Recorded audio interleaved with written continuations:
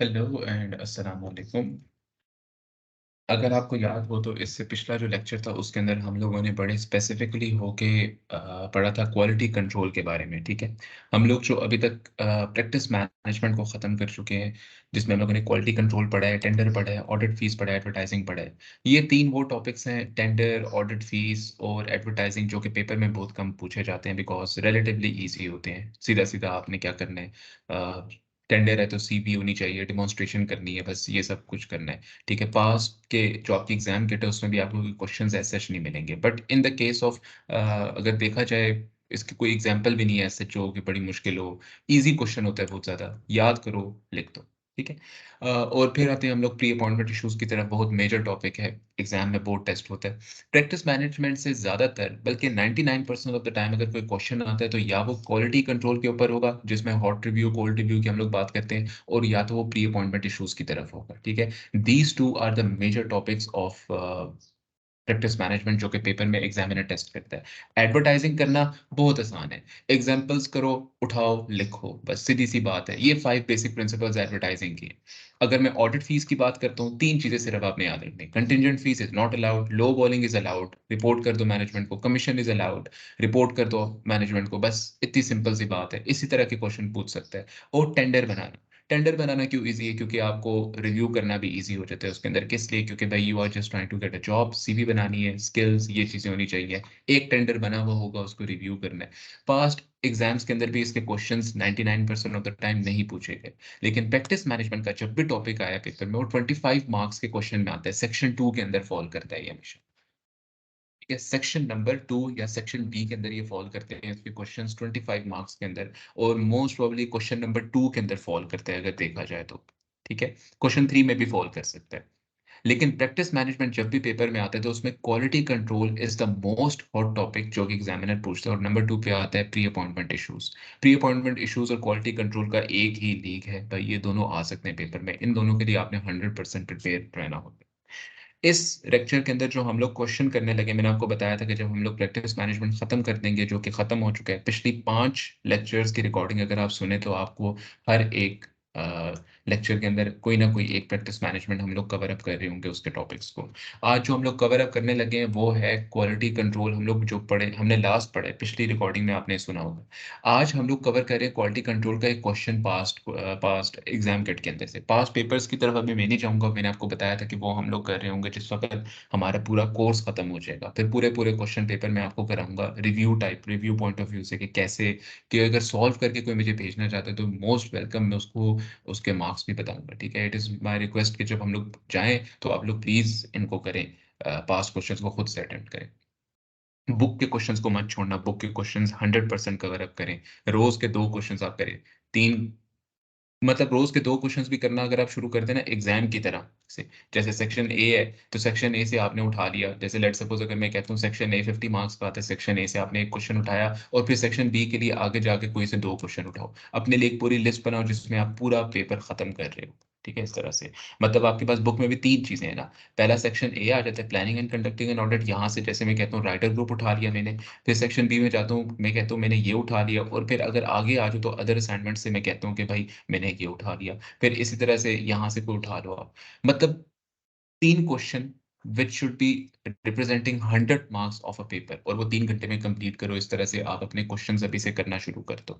ये वाला कोर्स अभी हम लोग नहीं किया हुआ हमने, अगला टॉपिक हमारा अदर असाइनमेंट्स ही होगा इंशाल्लाह। तो हम लोग फिर इनको देख रहे होंगे, बट बिफोर दैट आप ये काम कर सकते हो, 100 मार्क्स का अपने लिए खुद से पेपर बनाओ और सारे क्वेश्चंस को साइड पे उठा के फेंको, कंप्लीट करो। भाई ये तो अभी तक आपके सारे हो ही जाने चाहिए, क्योंकि ये तो हम लोग कवर अप कर चुके हैं। ठीक है, आते हैं हम लोग आज के टॉपिक की तरफ। हम लोग क्वेश्चन करेंगे क्वालिटी कंट्रोल का, प्रैक्टिस मैनेजमेंट से रिलेटेड। और मैं आपको बताऊंगा कैसे किया जाता है, पेपर में कैसे पूछा जाता है। प्रैक्टिस मैनेजमेंट के बारे में मैंने आपको इससे पहले बताया था कि 2 टॉपिक्स है। Practice management with in a firm, जिसके लिए एक फ्रेमवर्क है, बस वही आपने फॉलो करना है। Practice management for each of the, आप कहते हो कि ईच ऑफ द एंगेजमेंट, वो एक इंपॉर्टेंट टॉपिक है, ज्यादा एग्जाम में पूछा जाता है। और उसमें मैंने आपको कुछ चीजें बताई थी, जैसे हॉट रिव्यू कर लो, डायरेक्शन होनी चाहिए, सुपरविजन होनी चाहिए, रिव्यू होना चाहिए, केयरफुल होना चाहिए कि भाई आप टीम ठीक तरीके से सेलेक्ट करो, सूटेबल पर्सन से आपने काम कराया हुआ और डॉक्यूमेंट हुआ वो काम, और फाइनली भाई आपने प्री एक्सेप्टेंस के इश्यूज को फुली टेक ओवर किया हो, फुली आपने उनको देखा हो कि भाई क्या प्री एक्सेप्टेंस के इश्यूज जो थे हमने ठीक तरीके से कवर अप किए थे या नहीं।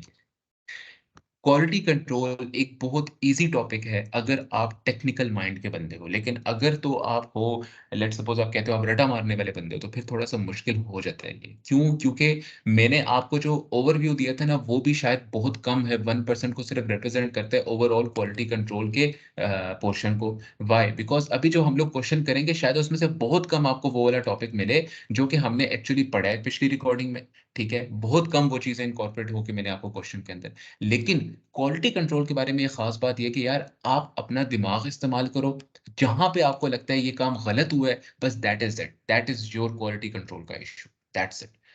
जहाँ पे आपको लगता है कोई गलत काम हो रहा है, बस आपने वहाँ पे उसके बारे में लिखना शुरू कर देना है, ठीक है? आते हैं हम लोग क्वेश्चन की तरफ।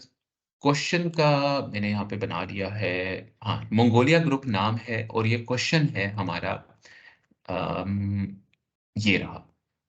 किट के अंदर हमारा क्वेश्चन है, ये मार्च जून 2017 का क्वेश्चन है पास्ट एग्जाम का, हम लोग इसको आज सॉल्व करेंगे, ठीक है।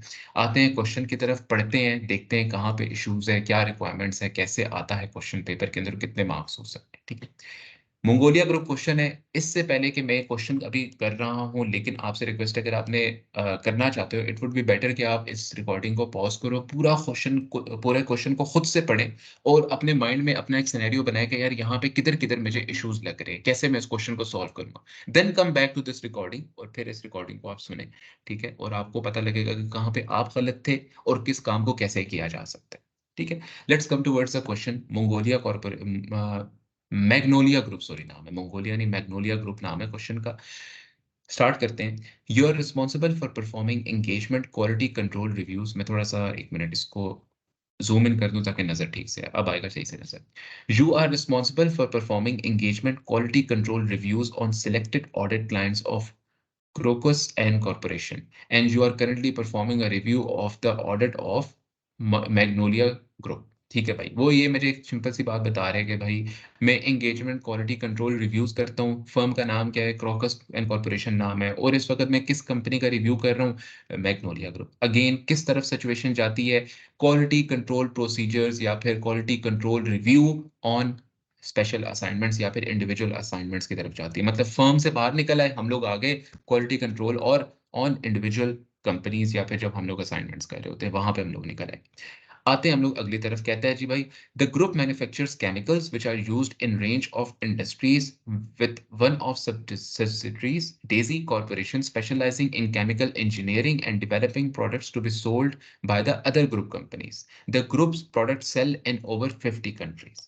अच्छा, बड़ी इंपॉर्टेंट बात उसने बोली है कि भाई देखो, हम लोग क्या मैन्युफैक्चर करते हैं, chemicals which are use in range of industries. हम लोग जो केमिकल प्रोड्यूस करते हैं, हम जो केमिकल बनाते हैं as a group, parent company जो बनाती है या ग्रुप जो बनाता है, वो डिफरेंट इंडस्ट्रीज को सेल किया जाता है, लेकिन सिर्फ एक ही सब्सिडरी ऐसी है, डेजी एंड कॉर्पोरेशन, जो कि केमिकल इंजीनियरिंग करती है। अब केमिकल इंजीनियरिंग का और ये मैन्युफैक्चरिंग का आपस में लिंक कैसे है कि भाई देखो, अगर मैं केमिकल इंजीनियरिंग में बता रहा हूँ कि यार कल को एक इंडस्ट्री ऑयल एंड गैस की उसको लुब्रिकेंट चाहिए। अब उस लुब्रिकेंट का कोई ना कोई फॉर्मूला होगा। साइंस तो पढ़ी है ना सबने, साइंस तो सबने पढ़ी हुई है, ठीक है, बचपन में पढ़ते आए तो आपको पता है हर एक केमिकल का अपना एक फॉर्मूला होता है। तो वो डेवलप कौन करेगा फॉर्मूला, मेरी एक सब्सिडरी करेगी, और मैं उस केमिकल फॉर्मूला के ऊपर या केमिकल इंजीनियरिंग जो मेरी सब्सिडरी ने की थी उसके ऊपर बेस करके अपना एक केमिकल बनाऊंगा और फिर इंडस्ट्री को बेच दूंगा। पूरा एक कोर्स मुझे समझ आ गया कि भाई अगर मैं यहाँ पे एक रफ वर्क में बनाना शुरू करूँ कि Daisy corporation makes the formula, I manufacture that formula and then sell it further। यहां तक सारी समझ समझ आ गई। अब ये पूरी एक चेन है कि डेज़ी फॉर्मूला बनाएगा, मैं उसको मैन्युफैक्चर करूँगा और फिर उसको बेच दिया जाएगा आगे। यानी कि अगर इस चेन में से कोई भी एक चीज़ खराब हो गई, फॉर एग्ज़ाम्पल कि अगर डेज़ी कॉर्पोरेशन फॉर्मूला ना बना सका, तो मैं उसको मैन्युफैक्चर कैसे करूँगा? फिर उसको बेचूँगा कैसे? मेरे रेवेन्यू के ऊपर इम्पैक्ट आएगा। या फिर डेज़ी कॉर्पोरेशन ने फॉर्मूला बना लिया लेकिन मैं उसको नहीं मैन्युफैक्चर कर सकता, तो फिर बेचूँगा कैसे? ठीक है? मतलब यहाँ से कॉम्प्लिकेशंस मुझे नज़र आना शुरू हो गई। आगे आते हैं, आगे क्या है, और 50 कंट्रीज में वो सेल होता है, ठीक है, कोई इंपॉर्टेंट नहीं है। A group structure is shown below, each of the subsidiaries is wholly owned by Magnolia corporation, the parent company of the group. अच्छा, मैं जिस कंपनी का क्वालिटी कंट्रोल रिव्यू कर रहा हूं उसका नाम है Magnolia corporation. Magnolia corporation is the parent और उसको क्रॉकस एंड कॉर्पोरेशन ऑडिट करता है, ठीक है, हम लोग खुद ही उसको ऑडिट करते हैं। हयांसित कॉर्पोरेशन ऑडिट करता है अगेन क्रॉकस कॉर्पोरेशन, हम लोग भी उसको ऑडिट करते हैं, वो सब्सिडरी है मैग्नोलिया की। जेरेनियम कॉर्पोरेशन, वो कोई और उसको ऑडिट करता है। अच्छा भाई, कंपोनेंट ऑडिटर आ गया बीच में, ठीक हो गया, क्वालिटी के अंदर अभी इसके भी क्वेश्चंस आ सकते हैं। अब मैं जब क्वेश्चन पढ़ने से पहले मुझे पता लग गया कि वो कंपोनेंट ऑडिटर के बारे में कुछ ना कुछ उसने बीच में कुछ ना कुछ डाला होगा जिससे मेरे मसला बने, ठीक है। इसको कोई और ऑडिट करता है, ठीक हो गया भाई, इस सब्सिडरी को। और डेजी कॉर्पोरेशन को भी लो जी, कोई और ऑडिट करता है। मेन जो मेरे पास एक सॉरी मेन जो मेरे पास एक मैंने जो एक अभी बनाया था, एक सेकंड में इसको हाईलाइट कर लूं पहले। मेन जो मैंने अभी यहाँ पे एक लिंक बनाया था, डेजी कॉर्पोरेशन सबसे इंपॉर्टेंट चीज है क्योंकि वो फॉर्मूला डेवलप करता है, वो केमिकल इंजीनियरिंग करता है, उसका ऑडिट ही कोई और कर रहा है। एक इतनी इंपॉर्टेंट कंपनी, उसका ऑडिट कोई और कर रहा है, कंपोनेंट ऑडिटर, उसके ऊपर मेरे कोई कंट्रोल्स भी होने चाहिए, ठीक है। इंपॉर्टेंट चीजें मेरे पास हाईलाइट होनी शुरू हो गई, ये दो चीजें इंपॉर्टेंट है, कंपोनेंट्स है और उन कंपोनेंट्स का ऑडिट कोई और कर रहा है। सबसे इंपॉर्टेंट डेजी कॉर्पोरेशन है, उसका ऑडिट भी कोई और कर रहा है। आगे आ जाओ। Crocus and Corporation is engaged to provide audit of the group financial statements and also the audit of Hyacinth Corporation and Magnolia Corporation, Jerem Corporation। अच्छा, Magnolia Corporation यहाँ तक बात हो रही है। अच्छा, वो कह रहे हैं कि हम लोग मैग्नोलिया कॉर्पोरेशन और हयांसित कॉर्पोरेशन के ऑडिटर्स हैं खुद से। हाँ, ठीक कह रहे हैं। वो कहते हैं कि भाई क्रॉकस कॉर्पोरेशन ऑडिट करता है इन दोनों कंपनीज का, ठीक कह रहे हैं। आगे कहते हैं geranium corporation a new subsidiary is audited by local firm of auditors based near the companies head office. यहाँ पे अब मुझे क्या इंपॉर्टेंट इंफॉर्मेशन मिल रही है क्वेश्चन पढ़ते वक्त, कि भाई ये एक न्यू सब्सिडरी है, यानी कि ये अभी अभी मैंने इसको एक्वायर किया है इसी साल के अंदर। तो इसका क्या मतलब है, जब मैं एक नई सब्सिडरी एक्वायर की है तो मेरा उसके साथ फर्स्ट ईयर ऑफ ऑडिट होगा, चाहे बेशक उसको कोई और ऑडिट करे। यहाँ पे उसने बताया कि जेरेनियम एंड कॉर्पोरेशन को फर्न एंड कॉर्पोरेशन ऑडिट करता है, बेशक कोई और ऑडिट करता है, मुझे उससे परवाह नहीं है, लेकिन मेरे लिए तो वो एक न्यू कंपनी है ना, मैं तो ग्रुप का ऑडिटर हूँ। बेशक कोई और भी ऑडिट कर रहा हो तो मुझे कॉम्पोनेंट ऑडिटर में, हम लोगों ने ये चीज पढ़ी थी ना कॉम्पोनेंट ऑडिट के अंदर, जब हम लोग टॉपिक पढ़े थे कि भाई जब आप किसी और कंपनी से, किसी और कंपनी का किसी सब्सिडरी का ऑडिटर ऑडिटर कोई और होता है, तो उस वक्त आपने उसको गाइड करना होता है कि आपने काम कैसे करना है। क्यों? क्योंकि भाई वो कंसोलिडेट होके किधर आएगा सारा इफेक्ट आपका, पेरेंट कंपनी में, और पेरेंट कंपनी का ऑडिट आप कर रहे हो, और ये तो है भी न्यू, तो इधर तो प्रोसीजर्स ज्यादा होने चाहिए, यहाँ पे तो नो योर क्लाइंट के प्रोसीजर्स हर एक चीज ज्यादा होगी भाई। अच्छा, Daisy and Corporation is audited by an unconnected audit firm which specializes in the audit of companies involved in chemical engineering। यहाँ पे कोई इंपॉर्टेंट चीज नहीं मेरी, बस ये है कि Daisy and Corporation को कोई और ऑडिट करता है, कोई और फर्म ऑडिट करती है, लेकिन वो जो फर्म ऑडिट करती है वो स्पेशलाइज ही इस चीज में करती है कि वो केमिकल इंजीनियरिंग कंपनीज का ऑडिट करती है, ठीक है। The group's financial year end on 31st December 2016, ठीक है, and the audit is in the completion stage। अच्छा भाई, प्लानिंग हो गई, वर्क हो गया सारा का सारा, अब कंप्लीशन की तरफ आ रहे हैं, यानी ऑडिट रिपोर्ट की तरफ आ रहे होंगे, रिव्यू हो रहा होगा चीजों का।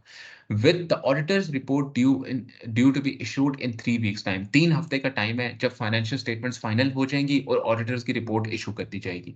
The groups draft consolidated financial statements recognise a profit before tax of 7.5 million and total assets of 130 million. अब ये नंबर्स जो उसने मुझे दिए हुए ना, मैं समझता हूँ कि मेरे लिए इंपॉर्टेंट हो सकते हैं। अब आप जहन में पूछोगे यार ये नंबर्स तो हम लोग मटेरियलिटी कैलकुलेट करने के लिए यूज करते थे जब हम लोग ऑडिट रिस्क आइडेंटिफाई कर रहे होते थे, जरूरी नहीं है। यहाँ पे ऊपर कंपोनेंट ऑडिटर की बात आ रही है, कंपोनेंट की बात आ रही है, हो सकता है इस तरह की कोई चीज हो। याद है वो टॉपिक हम लोगों ने पढ़ा था कंपोनेंट वाला, अगर मैं आपको वो दिखाऊं, कंपोनेंट के लिए हम लोगों ने बात की थी डिस्कस दैट, एक मिनट मुझे निकाल लेने दो वो टॉपिक, मुझे वो टॉपिक निकाल लेने दो, शायद मैंने आपको थ्योरेटिकली बताई थी वो बात। यस, वो क्वेश्चन के अंदर थ्योरेटिकली बात की थी।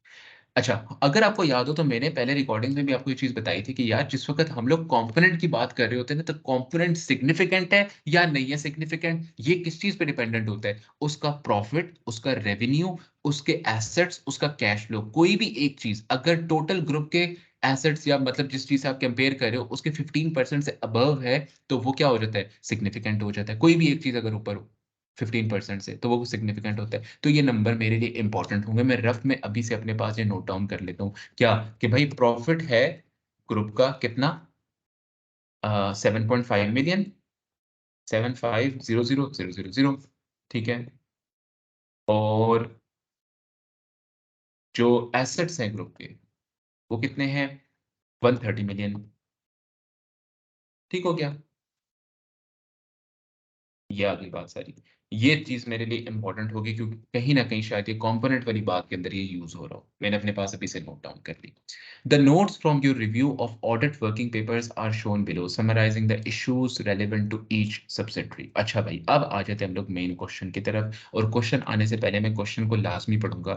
In respect of each of the matters described above, comment on the quality of the planning and performance of the group audit, discussing the quality control and other professional issues raised. भाई उसने दो चीजें बोली है, planning and performance, यानी planning जब हुई plus जब उसकी एग्जीक्यूशन हुई ऑडिट की, उसके अंदर क्वालिटी कंट्रोल के क्या क्या इश्यूज अराइज हुए उनके ऊपर बात करो, प्लस अगर कोई प्रोफेशनल इशू भी आ रहा है। प्रोफेशनल इशू क्या चीज होती है? मैप आई, मैप आई में से पी तो ऑलरेडी प्रैक्टिस मैनेजमेंट वाला था जिसके अंदर से क्वालिटी कंट्रोल हम लोग कर रहे हैं, उसको सेपरेट कर दो। लेकिन प्रोफेशनल इश्यूज के बारे में क्या बोलता है? मनी लॉन्ड्रिंग का कोई इशू हो सकता है, ऑडिटर्स लायबिलिटी का कोई इशू हो सकता है, लास्ट आई इम्पैक्ट अपॉन ऑडिट का कोई इशू हो सकता है, वो भी उसके बारे में भी बात कर लो। फर्दर क्या कहता है नंबर 2 के अंदर? Recommend any further actions including relevant audit procedures to be taken by your firm prior to finalising the group auditors report. यानी कि भाई ये जो इश्यूज क्वालिटी कंट्रोल और प्रोफेशनल इश्यूज के आप अभी आइडेंटिफाई करोगे और उनके बारे में लिखोगे, उनको ठीक कैसे किया जा सकता है उसके बारे में फर्दर एक्शंस बताओ, ठीक है। और कोई रेलेवेंट अगर ऑडिट प्रोसीजर्स यानी सब्सटेंटिव प्रोसीजर्स अगर कोई एडिशनल आप बताना चाहते हो तो वो भी बताओ, ठीक है। 2 चीज़ें उसने पूछनी। अब यहाँ पे उसने मार्क्स नहीं बताए हुए, लेकिन उसने हर एक पार्ट के साथ, यानी कि जैसे पार्ट नंबर ए का उसने मार्क्स बताया है, 8 मार्क्स हैं। अब अगर मैं इफेक्टिवली डिवाइड करना चाहूँ कि यार मैंने क्वालिटी कंट्रोल को कितने मार्क्स असाइन करने हैं और फर्दर एक्शंस को कितने मार्क्स देने हैं, तो मैं मोस्ट प्रोबेबली ये करूँगा कि यार मैं अगर सेंसिबल होके चलूँ तो आई विल से कि थ्योरेटिकल पोर्शन या जो टेक्निकल पोर्शन है वो क्या है? वो क्वालिटी कंट्रोल का है। उसके लिए एग्जामिनर ज़्यादा मार्क्स हो सकते थे। So I would assign this 5 marks at least, और 3 मार्क्स मैं दूँगा अपने फर्दर एक्शंस वाले पोर्शन को। ठीक हो गया? आते हैं पहले पढ़ते हैं। The group companies supply each other with various chemical products to be used in the manufacture of chemicals. हम लोग ये बात पहले भी पढ़ चुके हैं। ऊपर के डेज़ी कंपनी जो है वो केमिकल फ़ॉर्मूला बनाती है, केमिकल इंजीनियरिंग करती है और फिर बाकी सब केमिकल्स मैन्युफैक्चर करते हैं। और यहाँ पे उसने एक और बात बोली कि the group company supply each other with various chemical products. भाई अगर मैं कोई केमिकल बना रहा हूँ, उसमें एक ऐसा केमिकल जो ऑलरेडी बना पड़ा हुआ है मेरी किसी और सब्सिडियरी के पास, वो उसके पास पड़ा हुआ है, तो बजाय इसके कि मैं बनाऊँ तो मैं उससे खरीद लेता हूँ। ठीक है भाई, इंटर ग्रुप ट्रांज़ैक्शंस हो रही है यहाँ पे।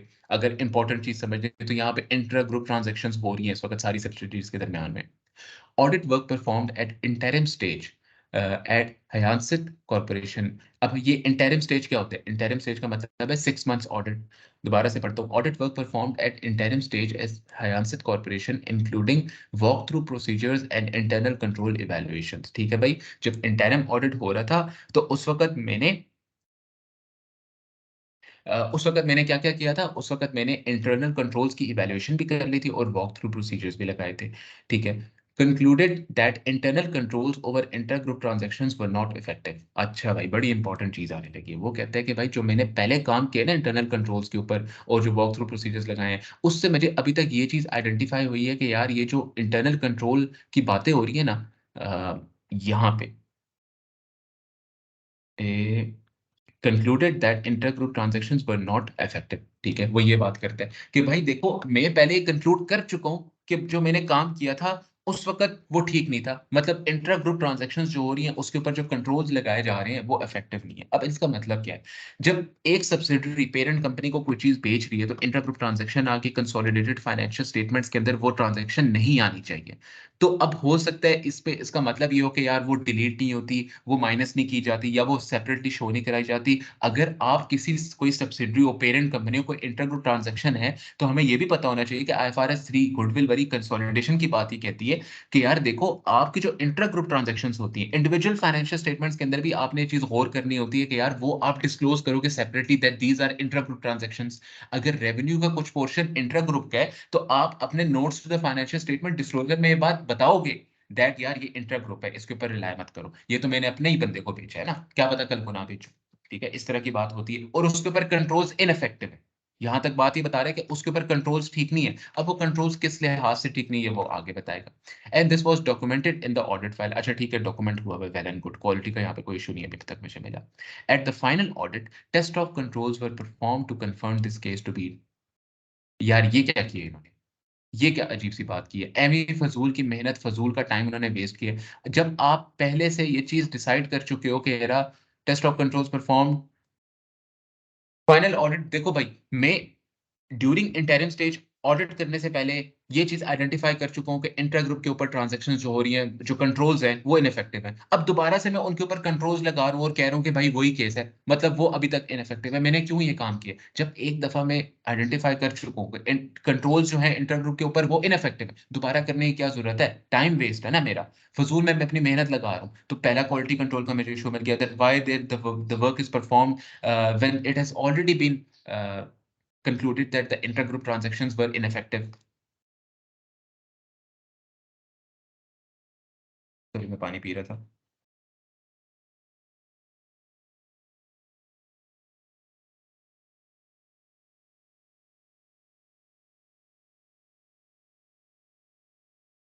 पहली चीज मैंने आइडेंटिफाई कर ली कि हम लोग एक्सटर्नल दोबारा से हम लोग क्यों कंट्रोल्स टेस्ट कर रहे हैं, जिस वक्त ऑलरेडी हम लोगों को पता है कि यार ऑलरेडी ये इनफेक्टिव है। अब पहले 6 महीने पहले हम लोग ये चीज आइडेंटिफाई कर चुके थे कि यार इनफेक्टिव कंट्रोल्स है, दोबारा उन्हीं को टेस्ट करके मैं बोल रहा हूँ कि इनफेक्टिव है। ये क्या बात हुई, जरूरत नहीं थी कंट्रोल कर ये चीज करने की, पहला क्वालिटी कंट्रोल का इशू मैंने आइडेंटिफाई कर लिया, गलत हो रही है ना। मैंने आपको देखो, अब जो हम लोगों ने पिछले लेक्चर के अंदर हम लोगों ने पढ़ा था क्वालिटी कंट्रोल के ये इश्यूज हो सकते हैं, मैंने आपको ये भी बात बताई थी कि हर एक सिनेरियो के अंदर टेक्निकल चीज डिफरेंट तरीके से आएगी, जरूरी नहीं है कि आपको यही इश्यूज मिले। ठीक है, अब ये एक चीज गलत हो रही है क्वालिटी कंट्रोल के क्वेश्चन के अंदर, मैं उसको आइडेंटिफाई करके लिख दूंगा, दैट्स इट। एक चीज ऑलरेडी आपने कर ली है, दोबारा क्यों कर रहे हो उसको। आ गया, पहला इशू आइडेंटिफाई हो गया। ओहो, इसको नहीं करना, delete delete delete delete delete delete है। The test of controls confirmed that intergroup transactions are not separately identified in the group accounting system, and reconciliation of amounts owed between the subsidiary are not performed। एक और issue मुझे मिल गया कि भाई जो controls ineffective है ना, उसकी वजह से हो क्या रहा है कि आप सेपरेटली इन चीजों को आइडेंटिफाई नहीं करते कि यार क्या चीज इनफेक्टिव है और क्या चीज इनफेक्टिव, क्या चीज आपकी जो है वो गलत हो रही है। मतलब कि जो अगर इंटरनल कंट्रोल्स इस चीज पे काम नहीं करते, वो नहीं बताते कि यार जैसे मैंने अभी आपको बताया इंटरनल कंट्रोल्स के ऊपर हम लोग कोई स्पेसिफिक रिलायंस अभी नहीं प्लेस कर सकते, पहली चीज। दूसरी चीज ये है कि अगर ऑलरेडी हम लोगों को पता है कि यार आपके इंडिविजुअल फाइनेंशियल स्टेटमेंट्स के अंदर भी अगर कोई इंटर ग्रुप ट्रांजैक्शन है उसको डिस्क्लोज होना चाहिए, और यहाँ पे तो वो कहता है कि ना देखो टेस्ट ऑफ कंट्रोल जो हम लोगों ने परफॉर्म किया तो उससे हमें पता लग रहा है कि ट्रांजैक्शंस को सेपरेटली आइडेंटिफाई नहीं किया जाता ग्रुप के अकाउंटिंग सिस्टम के अंदर। अगर ग्रुप के अकाउंटिंग सिस्टम के अंदर नहीं किया जाता तो हम लोग इंडिविजुअल फाइनेंशियल स्टेटमेंट्स में इसको कैसे डिस्क्लोज करेंगे अगर हमारे पास वैल्यू ही नहीं होगी कितने अमाउंट हम लोगों ने सेल की, और कोई रिकंसिलिएशन भी नहीं परफॉर्म की जाती। ठीक हो गया, दूसरा इशू मुझे मिल गया क्वालिटी कंट्रोल का, गलत हो रही है ये चीज। ठीक है, the group audit manager has concluded on the audit working papers that as intra-group balances are cancelled on consolidation, this issue has no impact on group audit and no further work is necessary।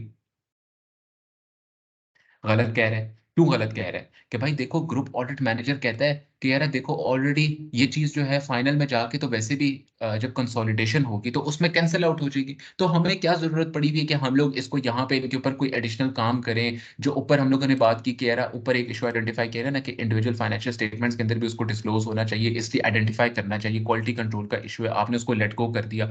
तो manager क्यों ये बात कहता है कि यार देखो अगर ऑलरेडी ये चीज हो रही है और वो जाके कंसोलिडेशन के अंदर हमने नेट इफेक्ट ले लेना है, माइनस हो जाए, फिर इस पे कोई काम करने की जरूरत ही नहीं है। ऐसा नहीं है, जब आप कंसोलिडेशन के वक्त इसको कैंसिल आउट कर रहे होगे तो किस वैल्यू से करोगे, अगर एडिशनल वर्किंग इसके ऊपर नहीं परफॉर्म करोगे, एडिशनल सब्सटैंटिव प्रोसीजर्स नहीं परफॉर्म करोगे, तो इश्यूज अराइज होंगे जिस वक्त कंसोलिडेशन हो रही होगी। क्वालिटी कंट्रोल का इशू है ये वाला कि मैनेजर ने ये चीज गलत बोली है। ठीक हो गया।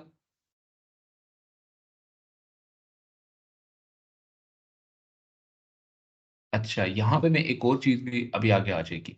As part of audit approach is वो determined that extensive testing would need to be performed over internal controls for the capital expenditure as it was identified during the अच्छा वो डायरेक्ट कैपिटल एक्सपेंडिचर पे चला गया, आगे भी उसने यही बात की हुई है, लेकिन हम लोग पहले इस चीज को खत्म करते हैं। यहाँ पे एक और इशू मैं आपको बता देता हूँ, देखो कैसा इशू आपके सामने आता है कि अगर हम लोग एडिशनल प्रॉब्लम्स नहीं करते तो हम लोगों ने अपनी ऑडिट टीम को भी तो यहाँ पे कोई चीज इस तरह की नहीं वो की हुई ना, इस तरह की कोई कम्युनिकेशन ऑडिट टीम के साथ भी नहीं हो रही कि भाई आप इनके ऊपर एक्सटर्नल एक्स्ट्रा टेस्टिंग करो, इंटर ग्रुप ट्रांजैक्शन के ऊपर एक्स्ट्रा टेस्टिंग करो, इस चीज के ऊपर भी कोई इशू उठा सकते हो आप क्वालिटी कंट्रोल का।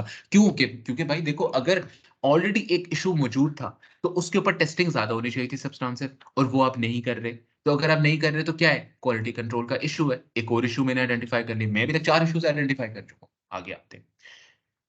आगे वो कहते हैं कि as part of the approach is was determined that extensive testing would be performed over the internal controls for capital expenditure as at Hyansit Corporation, as it was identified during the planning that the company had made significant acquisitions of plant and equipment over during the year. Following the control testing, the internal controls over capital expenditure were evaluated to be effective by Hyacinth Corporation. The working papers conclude that based on the results of the testing at Hyacinth Corporation, it is reasonable to assume that controls are effective across the group. भाई ये क्या बात कर रहे हो? ऐसे कैसे हो सकता है कि अगर मेरी 3 सब्सिडरीज हैं, मैं 3 सब्सिडरीज में से एक के अंदर इंटरनल कंट्रोल टेस्टिंग करूं और फिर बोल दूं कि यार बाकी तीनों सब्सिडरीज के अंदर भी कंट्रोल्स बिल्कुल ठीक है? ऐसा हो सकता है? ऐसा हो सकता है। दूसरा मेरा आपसे सवाल ये है कि आपने सिर्फ और सिर्फ इंटरनल कंट्रोल्स की टेस्टिंग कर दी, उसने यही बात बोली है extensive testing would be performed over the internal controls. आप एक्सटेंसिव टेस्टिंग कर रहे हो इंटरनल कंट्रोल्स के लिए, यहाँ पे कोई ऐसी बात नहीं लिखी हुई कि यार आप सब्सटेंटिव प्रोसीजर्स भी एक्सटेंसिव लगाओगे क्योंकि ड्यूरिंग द ईयर एक्विजिशन हो रही है प्लांट एंड मशीनरी की। लेकिन इसका मतलब ये तो नहीं कि आप इंटरनल कंट्रोल्स के ऊपर ही रिलाई करना शुरू कर दो। आपका कोई प्रोफेशनल स्केप्टिसिज्म भी होता है। ऐसे कैसे है कि भाई आप एक जगह पे टेस्ट करो इंटरनल कंट्रोल्स को और 100% रिलायंस उसके ऊपर प्लेस कर दो। यही बात उसने नीचे भी की है। बेस्ड ऑन द रिजल्ट्स हम लोग रीजनेबल कहते हैं कि इंटरनल कंट्रोल्स रीजनेबल है, ठीक है। And substantive procedures on property plant and equipment in each group company have been planned and performed in response to this assessment.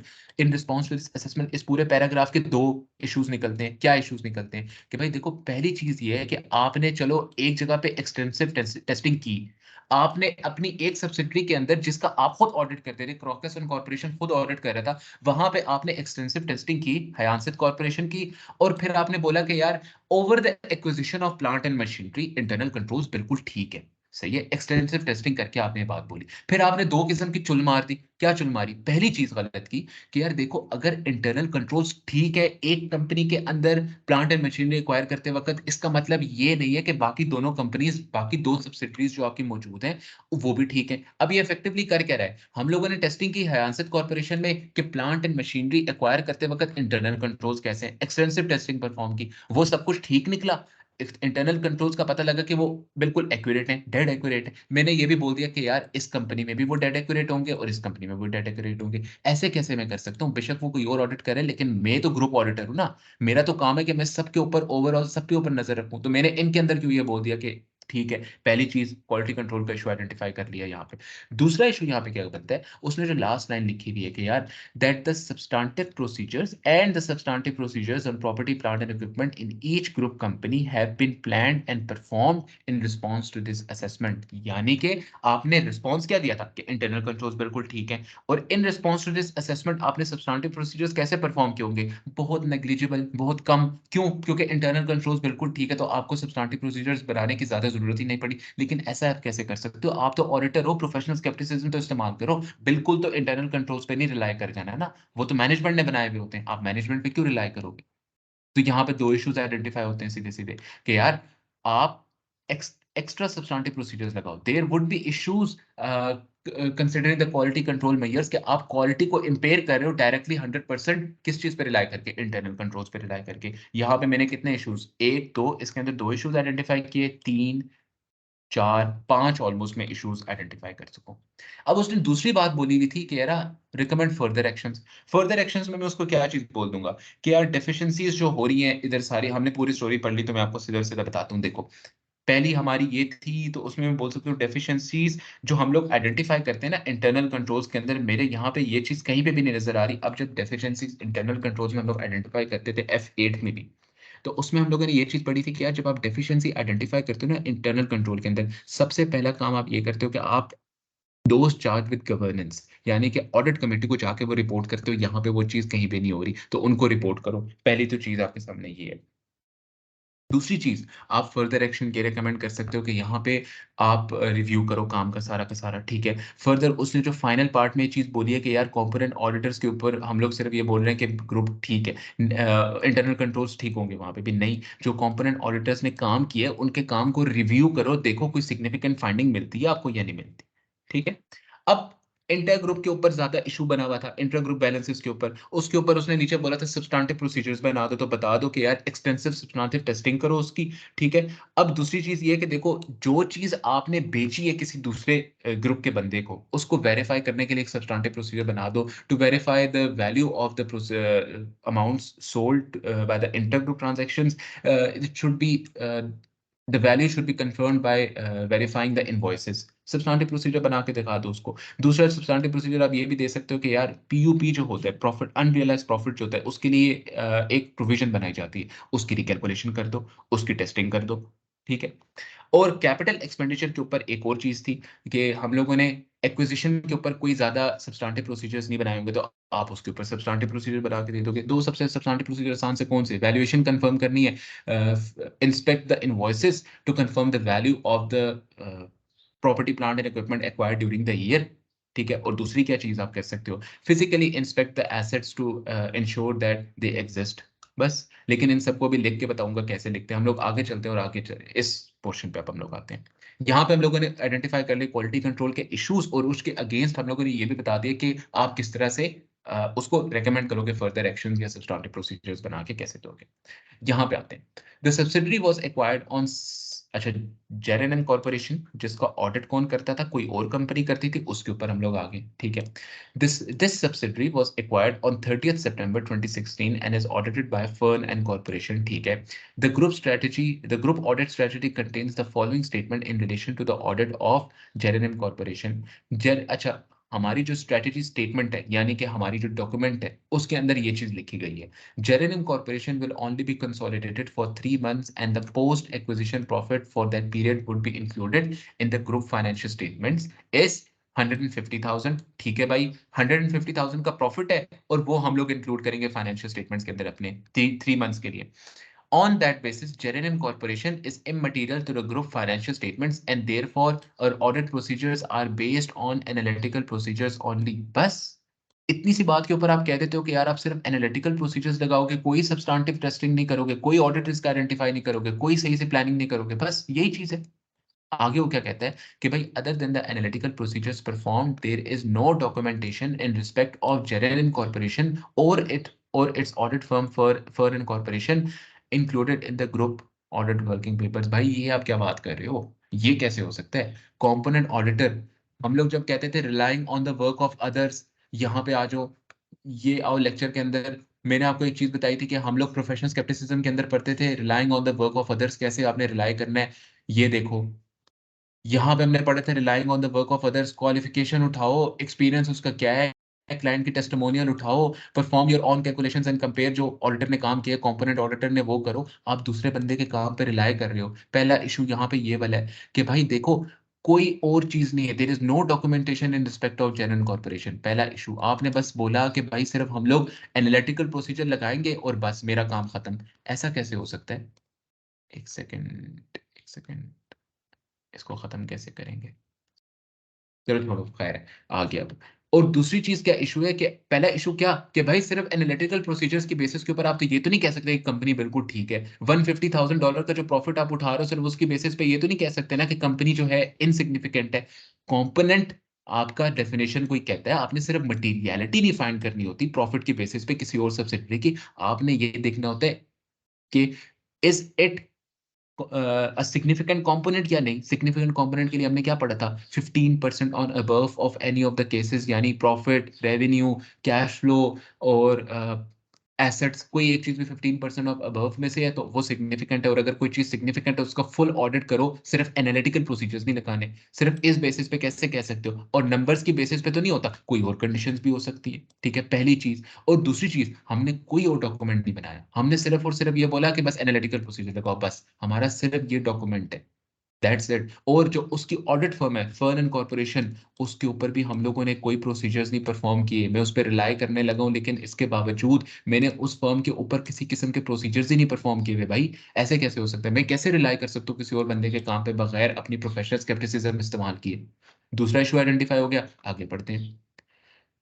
The draft financial position of J&M Corporation recognizes the total asset of the ओ तेरी खैर भाई, एक बड़ा issue मैं आपको बताता हूँ। उन्होंने ऊपर क्या बोला था, हम लोगों ने ये आइडेंटिफाई किया है हम लोगों ने एज एन ऑडिटर कि भाई ये इमटेरियल है टू द फाइनेंशियल स्टेटमेंट, क्योंकि उसका प्रॉफिट 150,000 के, उस बेसिस पे हम लोग सिर्फ और सिर्फ एनालिटिकल प्रोसीजर्स लगा रहे हैं। उस बंदे के एसेट्स तो देखो उस कंपनी के, वो तो फुल ईयर के कंसोलिडेट होने हैं ना, financial statement of consolidated financial statement के अंदर तो 30 मिलियन ऑफ एसेट्स जाएंगे।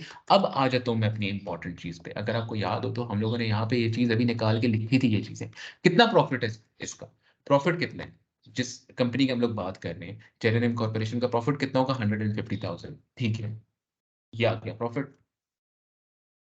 और उसके एसेट्स कितने हैं? एसेट्स हैं उसके 30 मिलियन के, ठीक है। अब आते हैं हम लोग कैलकुलेशन करते हैं मटीरियलिटी, मटीरियलिटी नहीं, सिग्निफिकेंट कंपोनेंट होने के लिए 15% की प्रॉफिट कितने परसेंट रिप्रेजेंट करता है?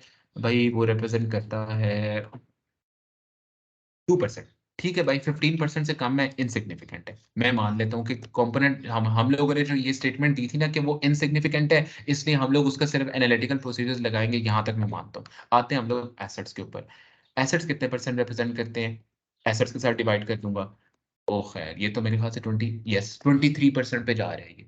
अब 23% वाली चीज एसेट, मैंने आपको बोला था कोई भी एक चीज अगर 15% से ऊपर चली जाए तो मेरे लिए सिग्निफिकेंट कंपोनेंट है, और अगर सिग्निफिकेंट कंपोनेंट है कोई और सब्सिडरी तो उस पर फुल ऑडिट होता है। आप ऑन अ ग्रुप लेवल उस पर एनालिटिकल लगा सकते हो, लेकिन आपने कंपोनेंट ऑडिटर यानी फर्न एंड कॉर्पोरेशन जो ऑडिट कर रही है उसका, उसको भी तो बताना है ना कि यार ये हमारे लिए सिग्निफिकेंट है, इसके ऊपर ये प्रोसीजर्स परफॉर्म करो। और प्लस आपने उस फर्म की टेस्टिंग भी करनी है, ये जो ऑडिट करने लगी है क्या ये ठीक ऑडिट करेगी, इसका एक्सपीरियंस है या नहीं है।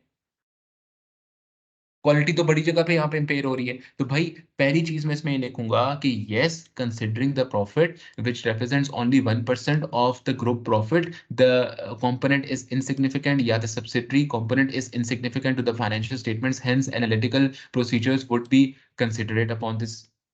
But at the same time, the group's asset, the subsidiaries asset, your components assets represents 23% of the total asset of the group, which is 1/4 of the group. Hence, considering that it is more than 15%, it would be significant to the financial statements and full audit procedures would need to be performed upon the company. ठीक हो गया? Furthermore, as it is significant, the group auditors have not been communicated about the specific audit procedures. अब आपने कोई specific audit procedures भी तो बताने थे ना फर्न एंड कॉर्पोरेशन को कि ये काम आप करो लाजमी, क्यों भाई क्यों करोगे, क्योंकि हमारे लिए सिग्निफिकेंट है। अब दूसरा काम आप क्या कर सकते हो, obtain the working papers of firm and corporation upon the audit of the subsidiary and review if risk of material misstatements have been identified correctly and appropriate substantive procedures have been performed। ये काम कर सकते हो आप, ठीक हो गया।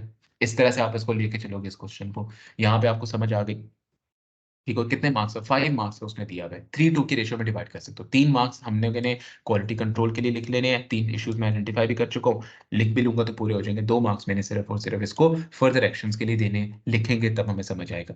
आते हैं डेजी इनकॉर्पोरेशन की तरफ। अब हम लोग डेजी इनकॉर्पोरेशन में वो बड़ा लंबा लिख रहा है शायद इधर यहाँ पे, यस उसने काफी कुछ लिखा हुआ है इधर।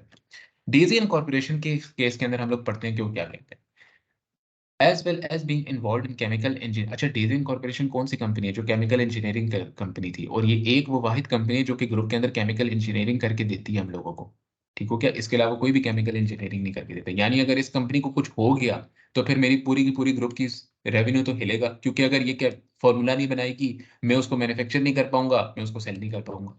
आते हैं पढ़ते हैं. As well as being involved in chemical engineering and supplying chemicals for use by other group companies, Daisy and Corporation specializes in producing chemicals which are used in the agriculture sector, and around half of its sales are made internationally.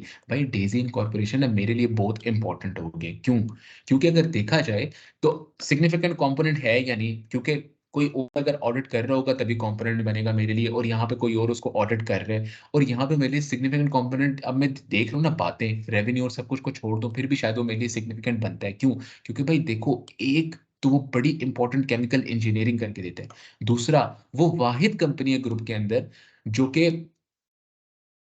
Agriculture के लिए chemicals बनाती है और वो फिर internationally उसको बेचती है. वाहिद कंपनी है, मतलब कि अगर इस कंपनी को कुछ हो गया तो मेरी जो एग्रीकल्चर सेल्स है group consolidated statement of profit and loss में वो क्या हो जाएंगी? जीरो.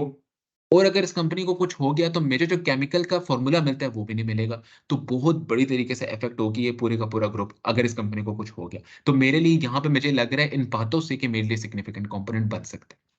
आगे क्या कहते हैं? Daisy and corporation is audited bye Foxglove and Corporation, and the group audit working papers contain the necessary evaluations to conclude that an appropriate level of understanding has been obtained in respect of the firm. ठीक है भाई, आपने quality को maintain रखा है, यहाँ पे अच्छा काम किया है.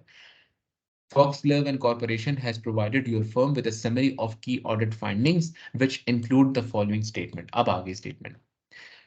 During the year, new governmental environmental regulations have been imposed restrictions on have imposed restrictions on international trade in chemicals, with sales to many countries now prohibited. ओ तेरी खैर भाई, इस चीज से मुझे क्या नजर आ रहा है यहाँ पे?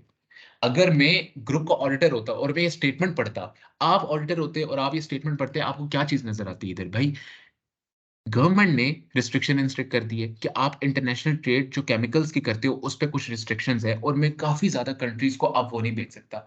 अगर उन कंट्रीज में से मेरी मेजॉरिटी ऑफ सेल उन्हीं कंट्रीज में थी, तो क्या यहाँ पे मेरे रेवेन्यू कम नहीं होगा? अगर मेरे रेवेन्यू कम हो जाएगा तो क्या गोइंग कंसर्न के ऊपर कोई इशू नहीं बनने वाला? यहाँ पे तो मैंने अभी तक ऐसा कुछ नहीं पढ़ा कि गोइंग कंसर्न के ऊपर हम लोगों ने कोई प्रोसीजर्स परफॉर्म किए हो हमारे कंपोनेंट ऑडिटर्स ने, या मैंने ये भी नहीं पढ़ा कि एज द ग्रुप ऑडिटर मैंने अपने कंपोनेंट ऑडिटर को ये बात बताई हो कि यार यहाँ पे इशू है आपका किस चीज का, गोइंग कंसर्न के ऊपर बहुत बड़ा इशू बन रहा है, तो आप उनके ऊपर स्पेसिफिक प्रोसीजर्स परफॉर्म करो क्योंकि बहुत बड़ा इशू है. मैंने ये बात भी अभी तक नहीं पढ़ी. ठीक है, हो सकता है आगे पढ़ लूं, लेकिन ये इशू आ गया. ठीक है, यहाँ पे मैं इशू बना सकता हूँ अब. ये इशू एक आ चुका है, ये रहा. अच्छा, आगे पढ़ते हैं. आगे क्या कहते हैं? और audit work concludes that this does not create a significant going concern risk to Daisy and corporation. कैसे? ये कैसे उसने बोल दिया? And we have confirmed that all inventories are measured at the lower of cost and net realisable value. भाई सिर्फ आप IS2 के ऊपर ये तो नहीं कह सकते ना कि उसके ऊपर कोई सिग्निफिकेंट गोइंग कंसर्न रिस्क नहीं है. ये हमारा ग्रुप ऑडिटर क्या कर रहा है? ये ग्रुप ऑडिटर ने हम लोगों को ये बात बताई है, तो ग्रुप ऑडिटर ये क्या बोल रहा है हम लोगों को कि भाई कोई रिस्क नहीं है आपका. सिर्फ IS2 को देख के मैं कह सकता हूँ कि देयर इज नो रिस्क. इसको चेंज करते हैं, ये करते हैं इसको. सिर्फ उसको देख के हमारा ग्रुप ऑडिटर कह रहा है IS2 को कि यार there is no risk, inventories are measured at the lower of cost and net realisable value. उसने ये ऑडिट प्रोसीजर सिर्फ परफॉर्म किया. भाव आगे आते हैं.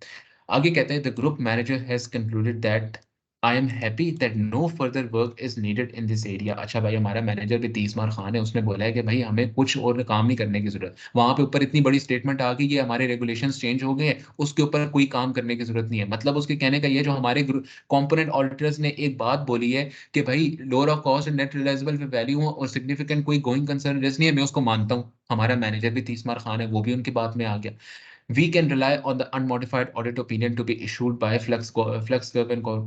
Foxglove and Corporation. यानी Foxglove and Corporation एक अच्छा ऑडिट ओपिनियन देने लगी है और हम लोग उसको मानने के लिए तैयार हैं. ये हमारा मैनेजर कह रहा है. भाई आपने पूरा का पूरा काम ही नहीं किया, अभी किस तरह ओपिनियन दे रहे हो आप?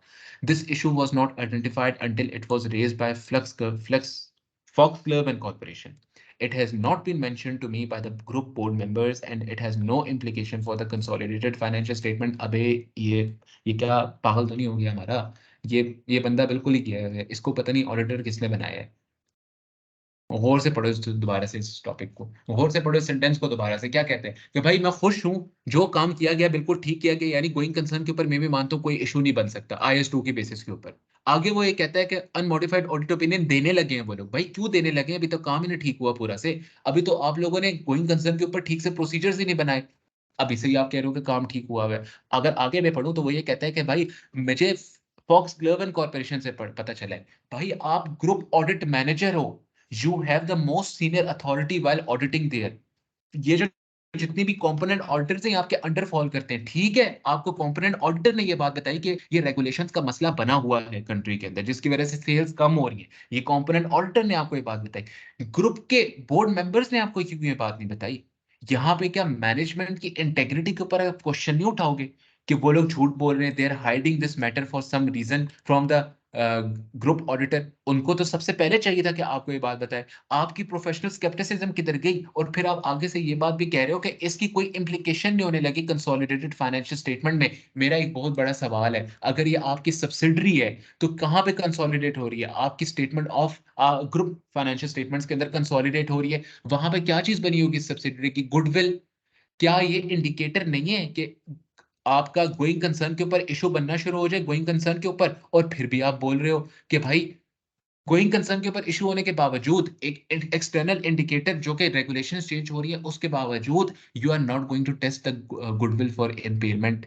और आप बोल रहे हो कि इसका कोई इफेक्ट नहीं होने वाला ग्रुप की कंसोलिडेटेड फाइनेंशियल स्टेटमेंट्स के ऊपर। होगा ना। आपकी जो कंसोलिडेटेड फाइनेंशियल स्टेटमेंट के अंदर गुडविल आ रही है, हो सकता है वो इम्पेयर हो रही हो, and regardless of the fact कि ये एक्सटर्नल इंडिकेटर है या नहीं है, ये आपको इम्पैक्ट करेगा। क्यों? क्योंकि गुडविल IS 38 के अंडर हर साल टेस्ट होती है इम्पेयरमेंट के लिए। हमें इस बात के बारे में भी पता है। सॉरी, IS 36 के अंदर भी होती है वो। ठीक है, तो ये भी हम लोगों ने पढ़ा हुआ है, ये भी हम लोगों को पता है। ठीक है, तो यहाँ पे एक और क्वालिटी कंट्रोल का इशू आ गया कि भाई ये जो आपका मैनेजर साहब है ना, ये ठीक तरीके से इन चीजों को नहीं इनकॉर्पोरेट कर रहे अपने साथ। ये ठीक तरीके से वाइडर इम्प्लीकेशन नहीं देख रहे। अच्छा, आगे वो क्या कहता है कि the draft financial position of daisy incorporation recognises total assets of 8 million and statement of profit and loss जो रिकॉग्नाइज करती है $50,000 की सिग्निफिकेंट कंपोनेंट की बात की है। मुझे ये कैलकुलेट करने की जरूरत नहीं है, मैंने जितना कुछ ऊपर पढ़ा है ना, वो सिग्निफिकेंट कंपोनेंट ही हमारे लिए बनता है। चाहे वो बेशक उनका प्रॉफिट कम है और एसेट्स भी बहुत कम है, लेकिन सिग्निफिकेंट कंपोनेंट क्यों? दो कंडीशंस। पहली, वो हम पूरी कंपनी को क्या प्रोवाइड करती है? केमिकल इंजीनियरिंग करके देती है, और वो वाहिद कंपनी जो कि एग्रीकल्चर सेक्टर में सेल्स करती है और इंटरनेशनल सेल्स है। दूसरी चीज, उसकी गोइंग कंसर्न के ऊपर इश्यूज है due to change in the regulation. ये सब कुछ बताता है कि करंट कंडीशन में मुझे नंबर्स पे जाने की जरूरत ही नहीं है। I can evaluate and conclude that this is a significant combination component based upon the theoretical information provided। ठीक है, आगे क्या कहते हैं? Draft consolidated recognises goodwill. अच्छा भाई, गुडविल के बारे में उसने बता दिया, इतने की गुडविल पड़ी है। इम्पेयरमेंट तो होगी, इम्पेयरमेंट टेस्टिंग तो होगी, क्वालिटी कंट्रोल के बहुत इश्यूज आ रहे हैं।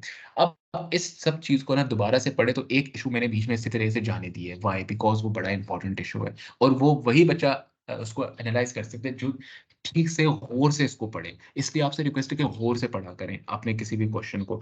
देखें भाई, ये कंपनी केमिकल इंजीनियरिंग करके मुझे फॉर्मूलाज देती है और एग्रीकल्चर की सेल्स भी करती है। ठीक हो गया? अब जब केमिकल इंजीनियरिंग करके वो मुझे फॉर्मूला देती होगी तो वैसे ही तो नहीं दे देती होगी ना, उसके ऊपर कोई रिसर्च एंड डेवलपमेंट की कॉस्ट आती होगी, तो वो उससे रेवेन्यू कमाती होगी। अगर मैं कहता हूं कि Daisy and corporation chemical engineering जो करती है, ये हर एक केमिकल इंजीनियरिंग का फॉर्मूला हयांसित कॉर्पोरेशन को भी बेचती है, जेरेनियम कॉर्पोरेशन को भी बेचती है, मैग्नोलिया कॉर्पोरेशन को भी बेचती है। अब फॉर एग्जांपल रिस्ट्रिक्शंस लग गई कि आप कुछ कंट्रीज में, मेजॉरिटी कंट्रीज में सेल्स नहीं कर सकते, और मैं कहता हूं कि मेरी बाकी तीन पेरेंट कंपनी, बाकी दो सब्सिडरीज भी उन्हीं कंट्रीज में फॉल करती हैं। आप किस तरह से इस पूरे लिंक को पूरा करोगे? ये जो लिंक मैंने बनाया था कि डेज़ी इनकॉर्पोरेशन जो है वो फॉर्मूला बनाती है, लेकिन अगर मैंने मैन्युफैक्चर करना है तो मुझे वो फॉर्मूला चाहिए। अब अगर मैं किसी ऐसी कंट्री में फॉल करता हूँ जाके मैं और डेज़ी इनकॉर्पोरेशन से फॉर्मूला खरीद ही नहीं सकता, तो मेरे ऊपर भी तो इफेक्ट आ गया ना। तो यहाँ पे जो मैनेजर साहब कह रहे हैं कि भाई हम लोग कोई एक्सटर्नल और टेस्टिंग नहीं करने वाले, और जो कुछ है बिल्कुल ठीक है, मेरी कंसोलिडेटेड फाइनेंशियल स्टेटमेंट्स के ऊपर भी कोई इशू नहीं आने वाला। मैं तो ये समझता हूँ कि मेरी कंसोलिडेटेड फाइनेंशियल स्टेटमेंट्स के ऊपर भी आपका गोइंग कंसर्न का इशू आ सकता है कि अगर आप किसी ऐसे कंट्री में फॉल करते हो जहां पे आप अब नहीं खरीद सकते केमिकल फॉर्मूला अपनी डेजियन कॉर्पोरेशन से, तो वहां पे एक और मसला बन गया मेरे लिए। ठीक है, तो मैनेजर साहब जो है ना, वो बड़े रिस्ट्रिक्टेड नैरो अप्रोच लेके चल रहे हैं। उनको चाहिए कि they he should consider the wider implications of this restrictions of the change in the regulations. वो नहीं कंसिडर कर रहे। ये एक पॉइंट में मैं लिख सकता हूँ कि क्वालिटी कंट्रोल के इश्यूज हैं। ठीक है, 7 मार्क्स का मतलब ये है कि मैं 3-4 मार्क्स दे देता हूँ इसको क्वालिटी कंट्रोल वाले टॉपिक को, जो मैंने इतना कुछ आइडेंटिफाई किया, 4 मार्क्स से ज़्यादा आइडेंटिफाई हो चुके हैं, ठीक है? इम्पेयरमेंट आइडेंटिफाई किया है, वाइडर इम्प्लीकेशंस नहीं आइडेंटिफाई कर रहा है, ये आइडेंटिफाई किया है। वाइडर इम्प्लीकेशंस जो है मैनेजर नहीं देख रहा है, ये चीज़ मैंने आइडेंटिफाई की है। मैनेजमेंट प्रोफेशनल स्केप्टिसिज्म नहीं एक्सरसाइज कर रहा, ग्रुप के बोर्ड ऑफ डायरेक्टर्स के ऊपर किस चीज़ का इश्यू है, इंटेग्रिटी का इश्यू है, फिर भी वो उस चीज़ पे रिलाई कर रहे हैं। प्रोफेशनल स्केप्टिसिज्म नहीं इख्तियार कर रहा वो, ठीक है? एक और इश्यू मैंने आइडेंटिफाई किया, रेगुलेशंस चेंज हुई हैं और उसके बावजूद आपने गोइंग कंसर्न की टेस्टिंग नहीं की, एक और इश्यू आइडेंटिफाई कर ली। मैंने इश्यूज बहुत ज्यादा आइडेंटिफाई करके रखे हैं। 4 मार्क्स मेरे पूरे हो गए इधर, 3 मार्क्स पीछे रह गए। वो जब मैं दूसरा वाला पार्ट करूंगा ना, फर्दर उसको बताऊंगा कि क्या क्या करो, कैसे कैसे करो, मैनेजर को जरा ठीक करके मैं उसकी क्लास लूंगा, तो उस वक्त वो मेरे पूरे हो जाएंगे। ठीक हो गया? Let's come to words. लिखना कैसे, अब आते हैं, लिखना शुरू करते हैं। ये क्वेश्चन मैं आपको कराता हूँ, एक तो कुछ पार्ट में आपको कराऊंगा, जो जो मुश्किल है लिखने के लिए, मैं आपको वो चीजें कराता हूँ, ठीक है? आते हैं हम लोग मंगोलिया ग्रुप के क्वेश्चन की तरफ। यहाँ पे बनाता हूँ मैं कि मैं पहले आर एच आर एच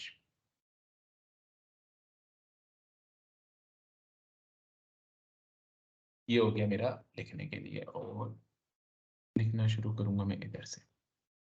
सबसे पहला पार्ट ए, इस तरह लिखूंगा मैं इसको।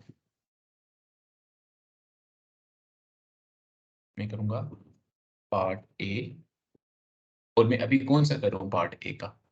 पार्ट ए का मैं कर रहा हूँ पार्ट 1 क्वालिटी कंट्रोल, तो मैं यहाँ पे लिख दूंगा पार्ट 1। अब मैं इसको सॉल्व करना शुरू करता हूँ। आते हैं आंसर की तरफ, पार्ट ए की तरफ पहले आते हैं। क्या क्या आइडेंटिफाई किया था? Concluded that the internal controls of the intergroup transactions were not effective, test of controls दोबारा से परफॉर्म किए। ठीक है भाई, पहला आइडेंटिफाई किया था। During the during the testing of internal controls at the interim stage, it was already identified that the internal controls are ineffective, whereas the auditors नहीं, अब मैं ये नहीं बोलूंगा, बोलूंगा whereas the firm has tested at the final stage as well, which resulted in the same evaluation. If the internal controls were already ineffective at the interim stage, the controls should not have been tested again, as they would already have been ineffective, which shows that the direction provided by the manager was not correct, and extra time was utilized in the testing without any real reason. बस मैंने लिख दिया, reason दे दी, सब कुछ दे दिया, सब कुछ मैं आइडेंटिफाई करके लिख चुका हूँ। दूसरे के ऊपर आता हूँ मैं, दूसरा जो मैंने आइडेंटिफाई किया था, इसको कंट्रोल सी कर लेते हैं नीचे, यहाँ पे क्या चीजें दूसरे मैंने आइडेंटिफाई की थी? Test of controls confirmed that internal transactions are not being separately identified by the group, reconciliation of amount being odd. अगर अच्छा, ये दूसरी चीज, टेस्ट ऑफ कंट्रोल जो मैंने किए थे इंटरग्रुप ट्रांजैक्शन के ऊपर, उसके मैंने बोला था कि these are not identified in the group financial statements. आगे अपने अगर पढ़ा था, ये तो इंटरनल कंट्रोल का इशू बनता है ना, ये इसके ऊपर भी मैं इस तरह डायरेक्टली लिख सकता, मैं कहूंगा अगला भी पढ़ूंगा। The director of the group has concluded that audit work papers as intergroup balances are cancel और consolidation, this issue has no impact on. अच्छा, इन दोनों को मिला के मैं एक इशू लिख सकता हूँ, कैसे? कि भाई देखो, वही बात, इंटरनल कंट्रोल्स की टेस्टिंग में पता लगा they are not separated in the groups accounting statement, firstly in the individual financial statements issue बनेंगे। दूसरा, during the process of consolidation how will the value of the intergroup transactions will be identified. It will create issues if no further work is performed, if these are not separated before the intergroup consolidation. मैं ये लिखूंगा, intergroup balances are not separated during in company's accounts. Firstly, this would reduce the. Firstly, this would significantly affect the disclosure requirements. Secondly, क्या बात होगी? The audit manager has stated that no further work is to be performed as the intra-group balances would be automatically cancelled, but the value of the transactions remain in question. कैसे? If the value of each intra-group transaction is not identified prior to consolidation, the extensive working on consolidation would also be not performed, and any material misstatements would not be identified. Additionally, there would be issue in नहीं. Hence, there would be issues in the value of the balances at consolidation. ठीक हो गया? इसको मैंने लिख दिया.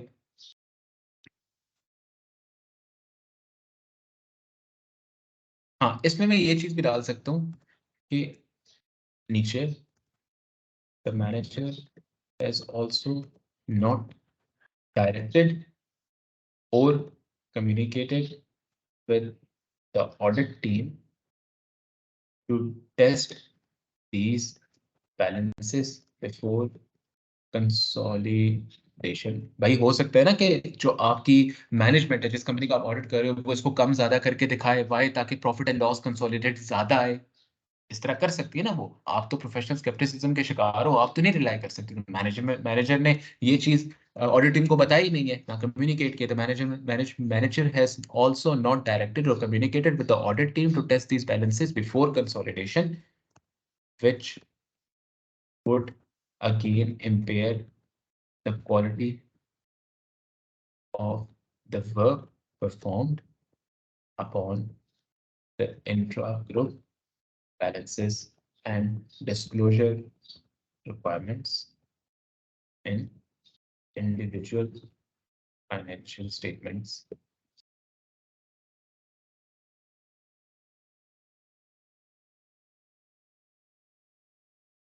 Spelling mistakes को करने इग्नोर कीजिएगा, होती रहती हैं. इससे समथिंग जो कि हो जाता है. ठीक है, मैं जल्दी जल्दी में लिख रहा हूँ इस वजह से शायद, लेकिन पेपर में आपने स्पेलिंग मिस्टेक्स नहीं करके आए. ये ना हो कि मुझे फॉलो करते हुए आप लोग भी जो है माशाल्लाह से स्पेलिंग मिस्टेक्स करके आए हो तो मेरे ऊपर नाम आ रहा होगा फिर, इसलिए डोंट. आगे आते हैं. हम लोगों ने कर लिया था as part of the approach is determined that extensive testing, जिसके अंदर मैंने 2 पॉइंट्स आइडेंटिफाई किए थे कि भाई एक्सटेंसिव टेस्टिंग आप कर चुके हो over the capital expenditure process, और आपने उसकी बेसिस के ऊपर पहली चीज ये बोली है कि यार देखो बाकी कंपनीज में भी ठीक होगा, तो मैं तो ये पॉइंट लिख सकता हूँ इधर. 3. हाँ, पहला, दूसरा ये था, और ये आ गया तीसरा. On the basis of internal control testing it was identified. यार शायद आप लोगों को नजर ना आ रहा हो, मैं अभी जहन में आया है, तो इसको थोड़ा सा इंक्रीज कर देते हैं ताकि आपको नजर आए सही तरीके से क्लियर. वैसे अगर नजर ना भी आ रहा हो ना तो अपनी रेजोल्यूशन थोड़ी सी हाई कर लिया करें वीडियो की, उससे ही होता है कि काफी अच्छे तरीके से आपको नजर आएगा. मैंने अपनी रिकॉर्डिंग्स सुनी हुई है, देखी हुई है, देख लेता हूँ मैं एक दो, तो उसमें ये मुझे पता चलता है कि अगर रेजोल्यूशन का मैं 360p पे रखा हुआ है तो नहीं ठीक से नजर आता है, 480 पे भी नहीं आ रहा होता, 720 इज द बेस्ट ऑप्शन, उस पर क्लियर नजर आ रहा होता है. लेकिन मैं आज के बाद इसको थोड़ा सा जूम करके रखूंगा ताकि और भी क्लियर नजर आए. On the basis of internal control testing it was testing at the Yanset Corporation, which is just one subsidiary अच्छा, इसमें मैंने एक चीज़ गलत कर दी। On the basis of internal control testing for capital ex over over over over over capital expenditure, over capital expenditure at Hyacinth Corporation, which is just one subsidiary, it was evaluated and reported that the internal controls at other subsidiaries over capital expenditure would also be क्या would also be इधर उसने नीचे लिखा है would also be affected.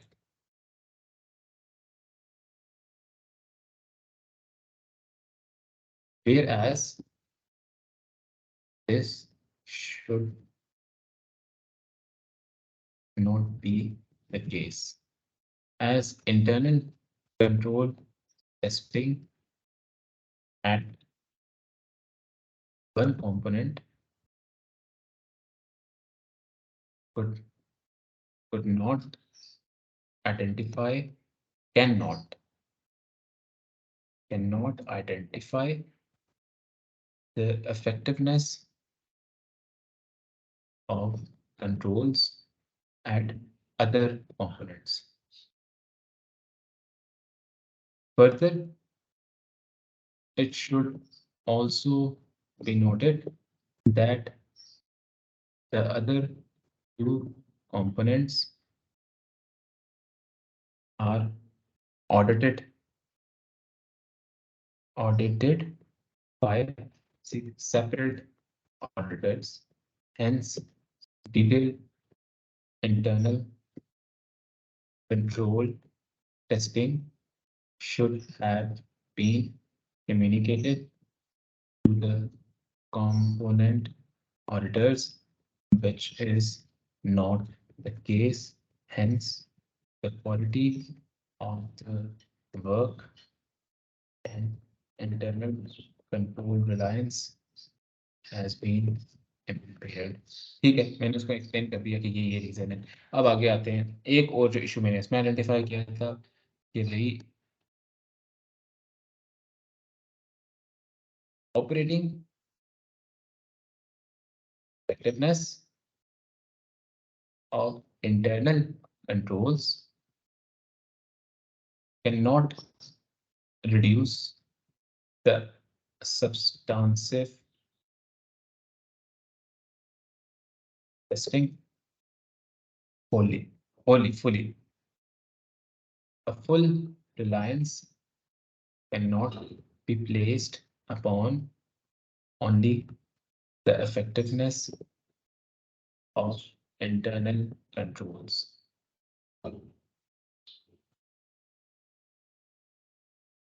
It is likely that material misstatements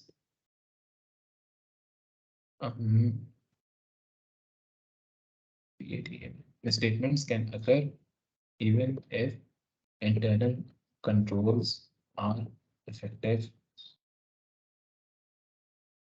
The firm has relied heavily upon the effectiveness of internal controls and reduced substantially the substantive testing, which impairs the quality. बस इतना लिखना है, इसके लिए बहुत है। अब आ जाता हूँ मैं अपने एक और मेन ऑफ आंसर के ऊपर कि भाई देखो, फर्दर उसने बोला हुआ था कि for each part recommend further actions करने हैं। कोई ऑडिट प्रोसीजर जहन में आ रहा है वो भी बताओ मुझे, which should be taken by the firm. बस ये बताना है, बता देते हैं। फर्दर एक्शंस क्या क्या हो सकते हैं ये भी बता देते हैं। सबसे पहली चीज मैंने जो इसमें आइडेंटिफाई की थी और आपको बताई थी, दैट वुड बी कि यार if internal controls deficiencies are identified, then they should be reported to those charged with governance. ठीक हो गया, पहली चीज मैंने बताई थी, which is not the case here, hence these should be reported the management.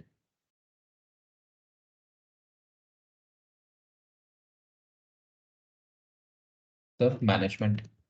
Further जो हम लोगों ने बोला था कि एक कंपनी को ही इंटरनल कंट्रोल्स टेस्टिंग करके आप ये नहीं कह सकते कि दूसरे कंपनी के बारे में उसकी भी रिकमेंडेशन यहाँ पे दे दो। Additionally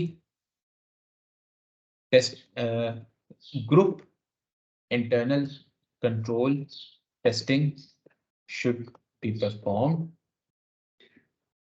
and not only reliance should be placed upon one subsidiary subsidiary. ठीक है, ये वाली बात कर दी थी। अगली इसमें क्या चीज थी इंपॉर्टेंट कि जो मैं उसकी दे सकता हूँ जिसकी रिकमेंडेशन वो ये थी कि हाँ, कंपोनेंट ऑडिटर्स की हम लोग यहाँ पे बात कर रहे थे कि यार देखो इन्होंने उनको बोल दिया होगा कि कंट्रोल्स इफेक्टिव है, आपको टेस्ट करने की जरूरत नहीं है, इसलिए अब उन्होंने जो काम किया है ना उसको रिपोर्ट करो कि काम सब्सटेंटिव टेस्टिंग ज्यादा हुई है या नहीं हुई। अगर तो देखो आपने उनको ऑलरेडी रिपोर्ट कर दिया था कि आपको इंटरनल कंट्रोल टेस्टिंग जो है हम लोगों ने गलत बोला है, पहली बात कि बाकी दो कंपनीज में भी ठीक है, तो उन्होंने अपना काम रिड्यूस कर दिया होगा। अब टेस्ट करोगे यार उन्होंने काम ज्यादा किया एंड प्रे दैट उन्होंने काम ज्यादा किया, सब्सटेंटिव टेस्टिंग एक्सटेंसिव लेवल पे की हुई हो। अगर उन्होंने नहीं की तो दोबारा करवानी पड़ेगी। वापस आते हैं, हम लोग कहते हैं इनको कि the work of the component auditors should also be tested and it should be reviewed whether extensive testing has been performed in relation to the capital expenditure. If not, then additional testing should be communicated to the component auditors. ठीक हो गया, ये एक बात होगी। अब उसको मैं कुछ सब्सटेंटिव प्रोसीजर्स दे देता हूँ, बहुत होंगे। सब प्रोसीजर्स में हेडिंग दे देता हूँ यहाँ पे छोटी सी, procedures for intra group balances. कि क्या क्या कर सकते हो। मैं पहले उसको बताऊंगा एडिशनल सब जो मैंने रिकमेंडेशन देनी, सबसे पहले तो ये additional substantive procedures should be performed for intra group balances to reduce the risk of material statements।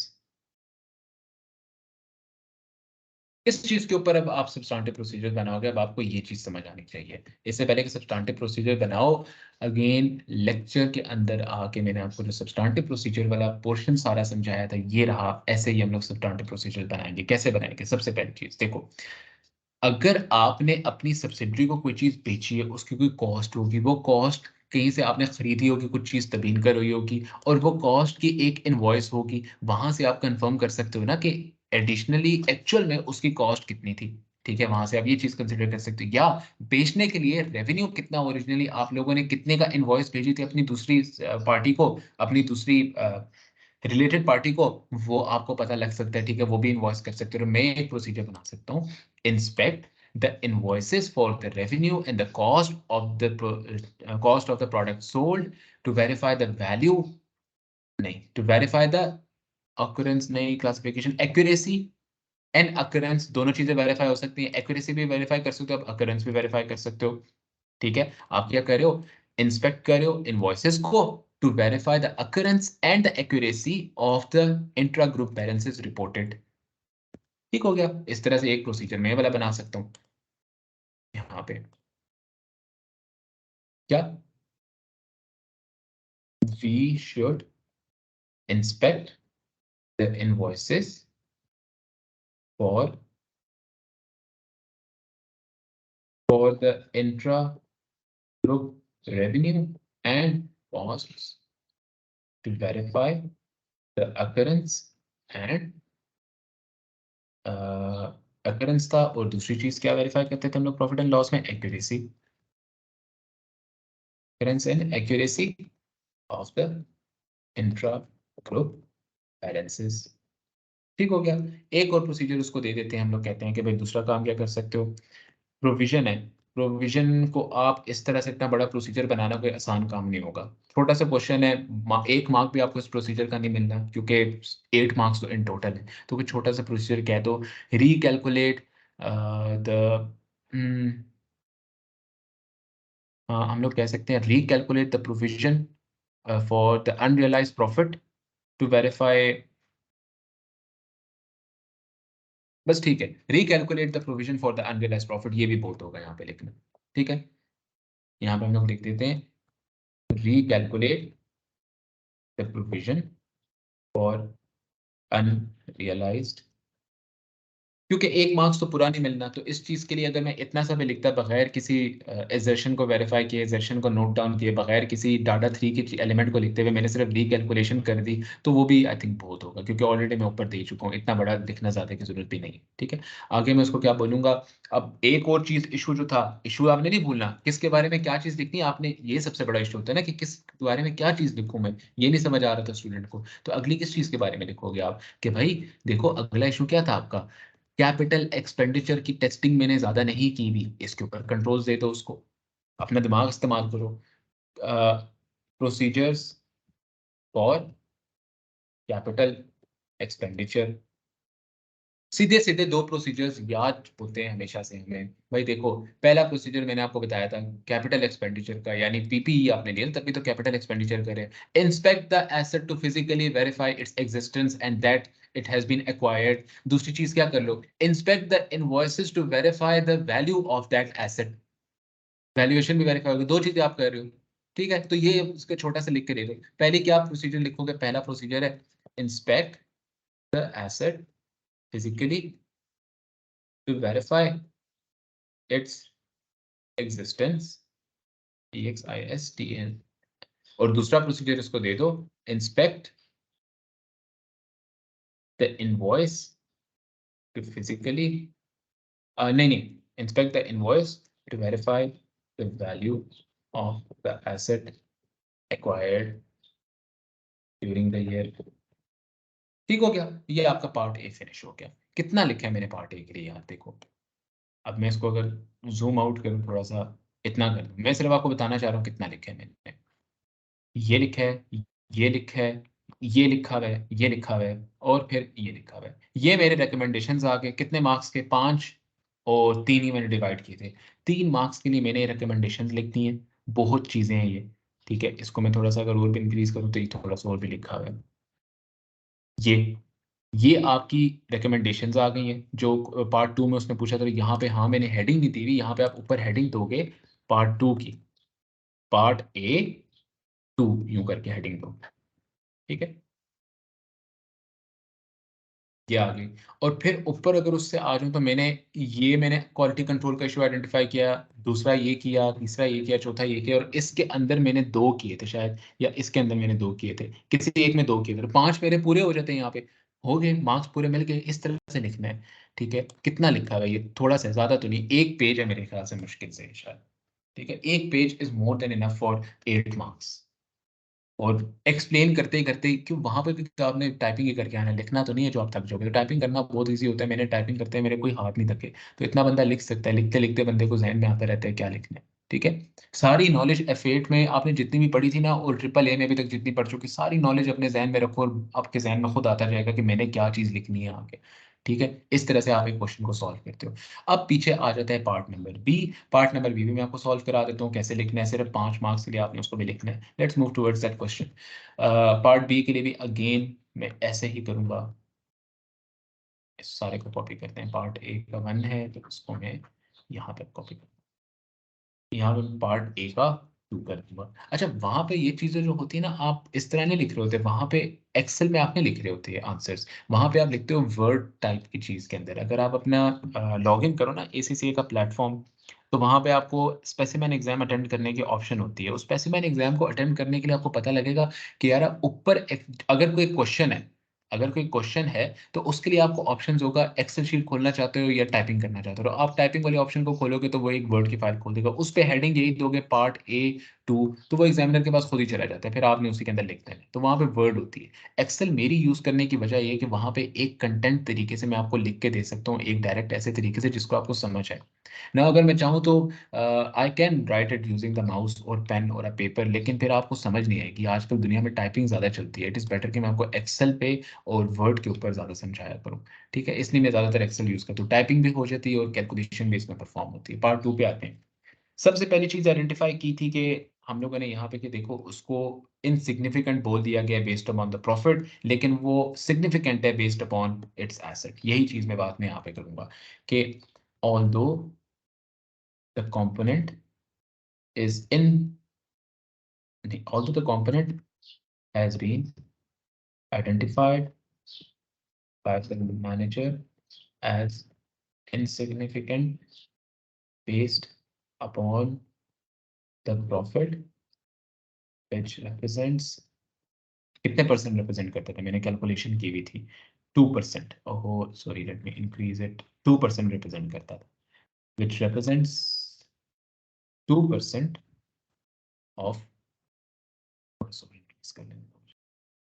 which represent 2% of the group profit, but still the assets of the component represent 23% of the group's total asset and hence is above the 15% benchmark to be determined as a significant component. Hence, as it is significant, the manager is wrong to establish it as a non-material or insignificant portion of the group. ठीक है, एक बात मैंने उसको बता दी, आगे फिर मैं इसको कंटिन्यू करूंगा। पॉइंट्स लिख रहा हूँ और यहाँ पे पॉइंट नंबर 2 कर देंगे।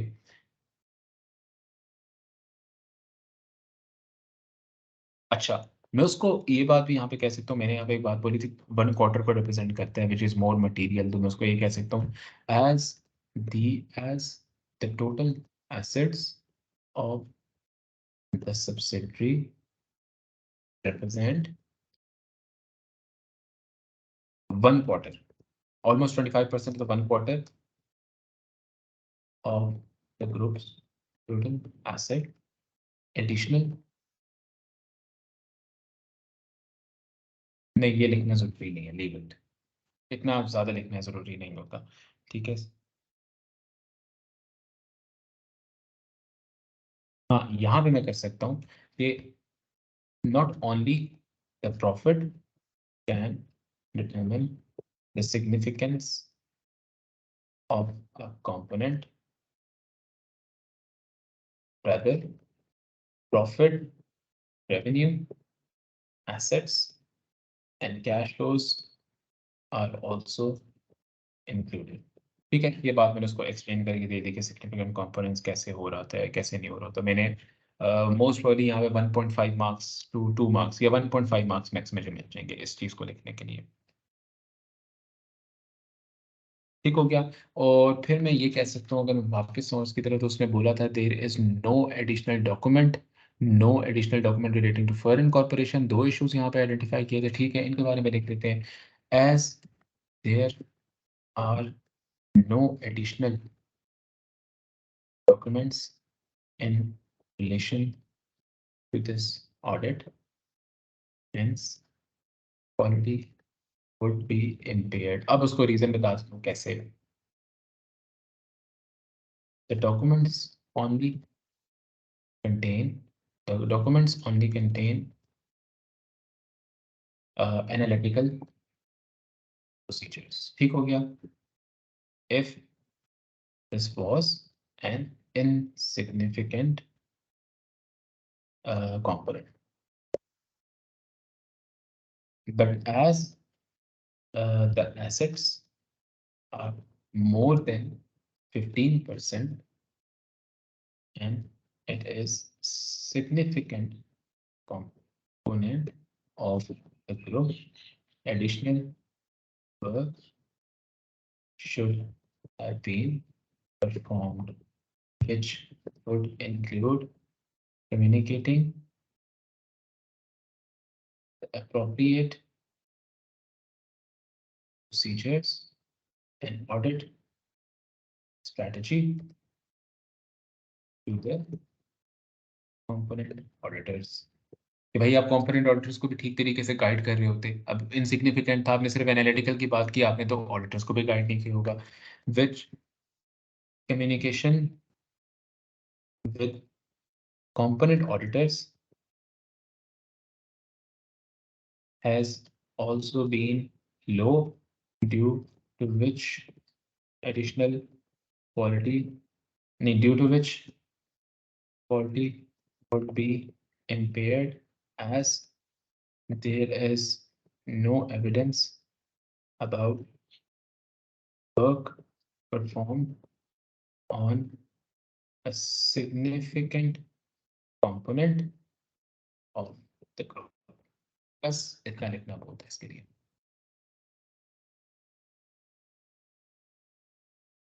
ठीक है, फिर उसको मैं रिकमेंडेशंस दूंगा।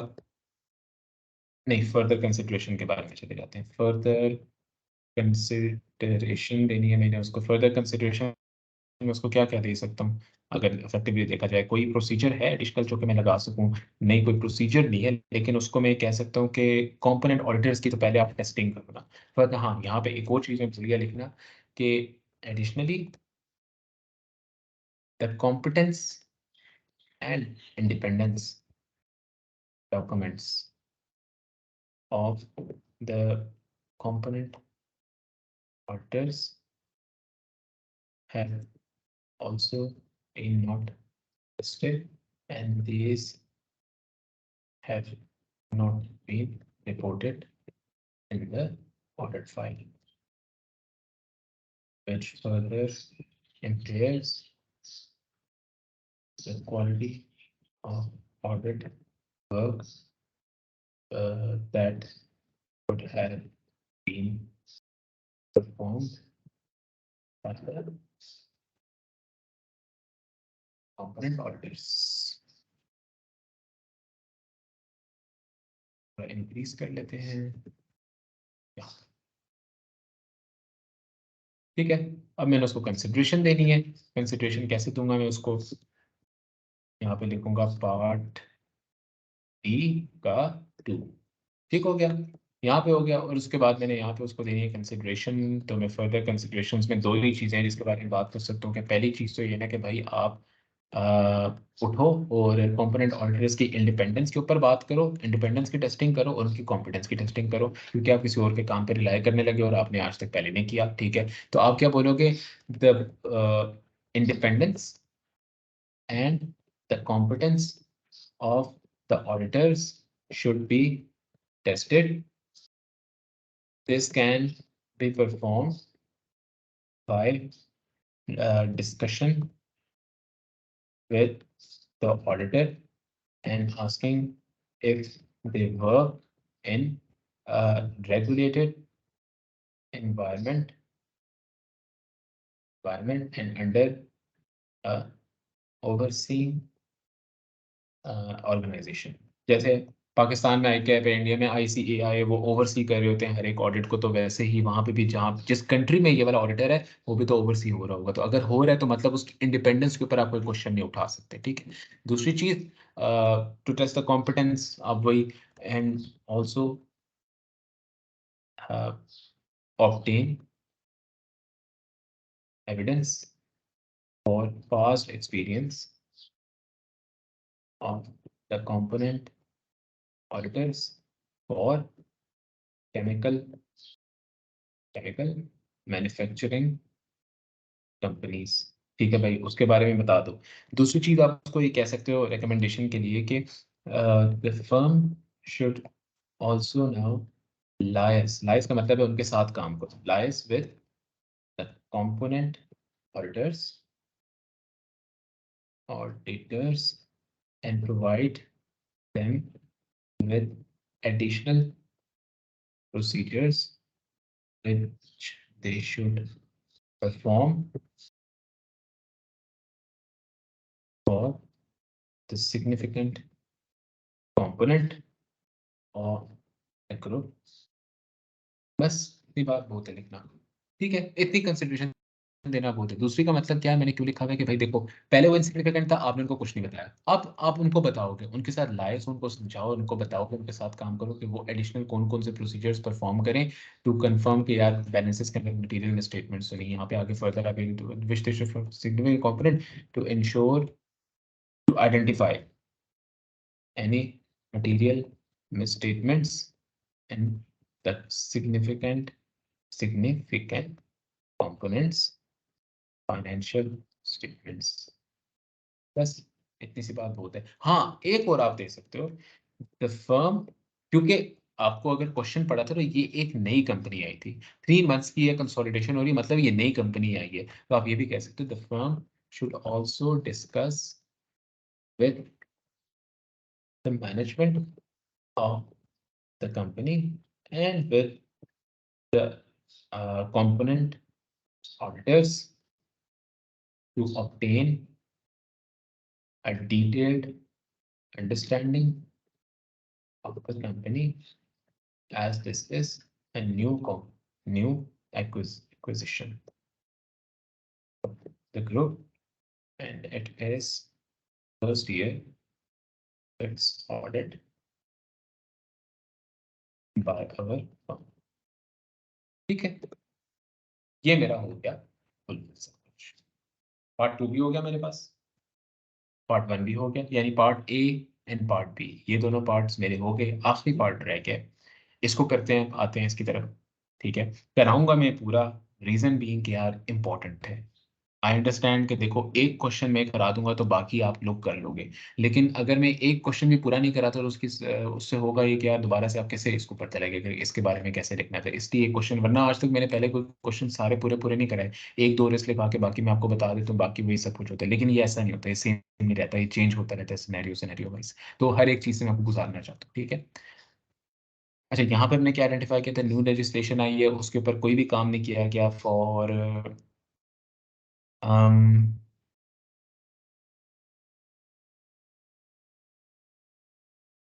एक सेकंड प्लीज। हाँ, न्यू लेजिस्लेशन आई उसकी बेसिस के ऊपर नहीं है। दूसरी बात, उसने मुझे नीचे प्रॉफिट की फिगर दी हुई थी, जहाँ से मैं उसको बता सकता हूँ क्या ये है, ये सिग्निफिकेंट है या नहीं है। लेकिन मैंने पढ़ के बताया था सारी चीज़ों को यार ये सिग्निफिकेंट है, मुझे यहाँ पे कैलकुलेशन की ज़रूरत ही नहीं, तो मैं यहाँ पे इसको एक बात बता दूंगा। पार्ट सी के 1 के अंदर मैं पार्ट इसको बता दूंगा कैसे।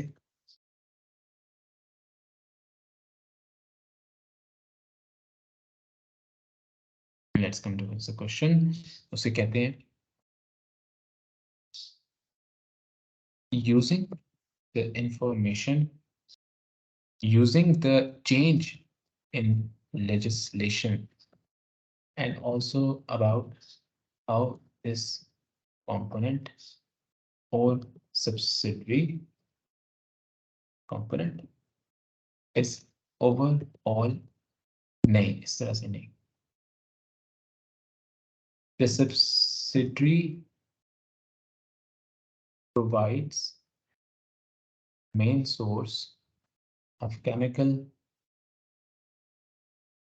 engineering to all the group companies, plus also is the only company which manufactures sells manufactures and sells agriculture cultural related chemicals.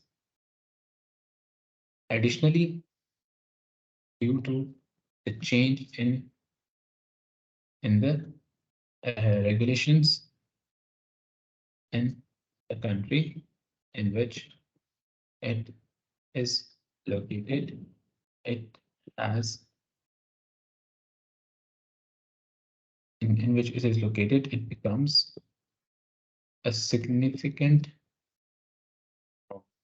component as any issue in chemical engineering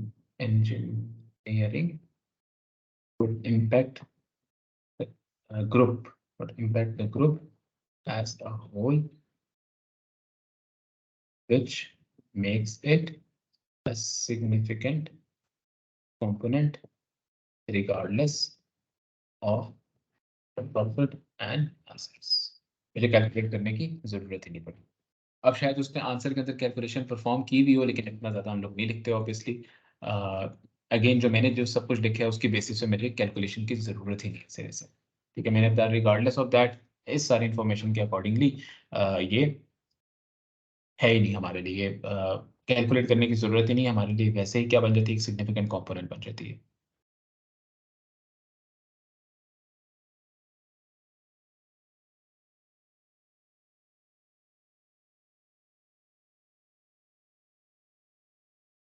अच्छा, अब आते हैं अपने मेन इश्यूज की तरफ। अच्छा जी, हमारे main issues क्या हैं? सबसे पहली चीज, हमारे पे चेंज आया रेगुलेशंस का। उन चेंज के बावजूद मैंने गोइंग कंसर्न के ऊपर कोई सिग्निफिकेंट रिस्क नहीं लेकर आया which would have impacted it's revenue. और अगर रेवेन्यू इम्पैक्ट हो रहा है तो गोइंग कंसर्न के ऊपर रिस्क बनता है। Quality of audit in is doubt, it is in doubt.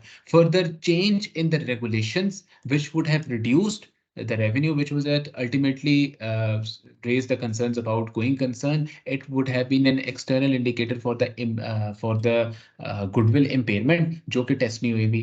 Further दो इश्यूज मैंने आइडेंटिफाई कर ली। तीसरा इशू मैंने कौन सा बड़ा आइडेंटिफाई किया कि यार देखो, the manager is not conducting professional scepticism because the issue was not told by the group's board members to the manager, rather it was told by Fox Leuven Corporation. Hence, the manager is still relying upon the company's financial statements and not raising a question upon the management's integrity, which they are misleading, as they are misleading the auditors by not providing the right information. ठीक है, उनका काम बनता था कि group auditors को right information provide करें. Further, the manager is also directly relying upon the work performed by the component auditor uh, without considering the wider implications. Wider implications में किस चीजों की दो बातें कह सकता हूँ? First of all, the question upon the going concern assumption increases because the reduction in revenue due to increased in restrictions would have reduced the revenue, which would have increased the going concern risk. Further, the restrictions to sell in certain countries would also impact the group as a whole. Hence, the manager is not considering wider implications and relying on the work of the auditors without any further work necessary. ठीक है, इस तरह से मैं लिख सकता हूँ। पहली बात क्या करूंगा? The quality of the work is at the risk because the restrictions imposed by new legislation increases the many would reduce the revenue, hence increase the going concern risk assumption, going concern risk, whereas the component auditors only tested the IS2 requirements to confirm these assumptions, which is not correct. Appropriate guidance should have been provided by the group audit manager, the component auditor for testing of going concern,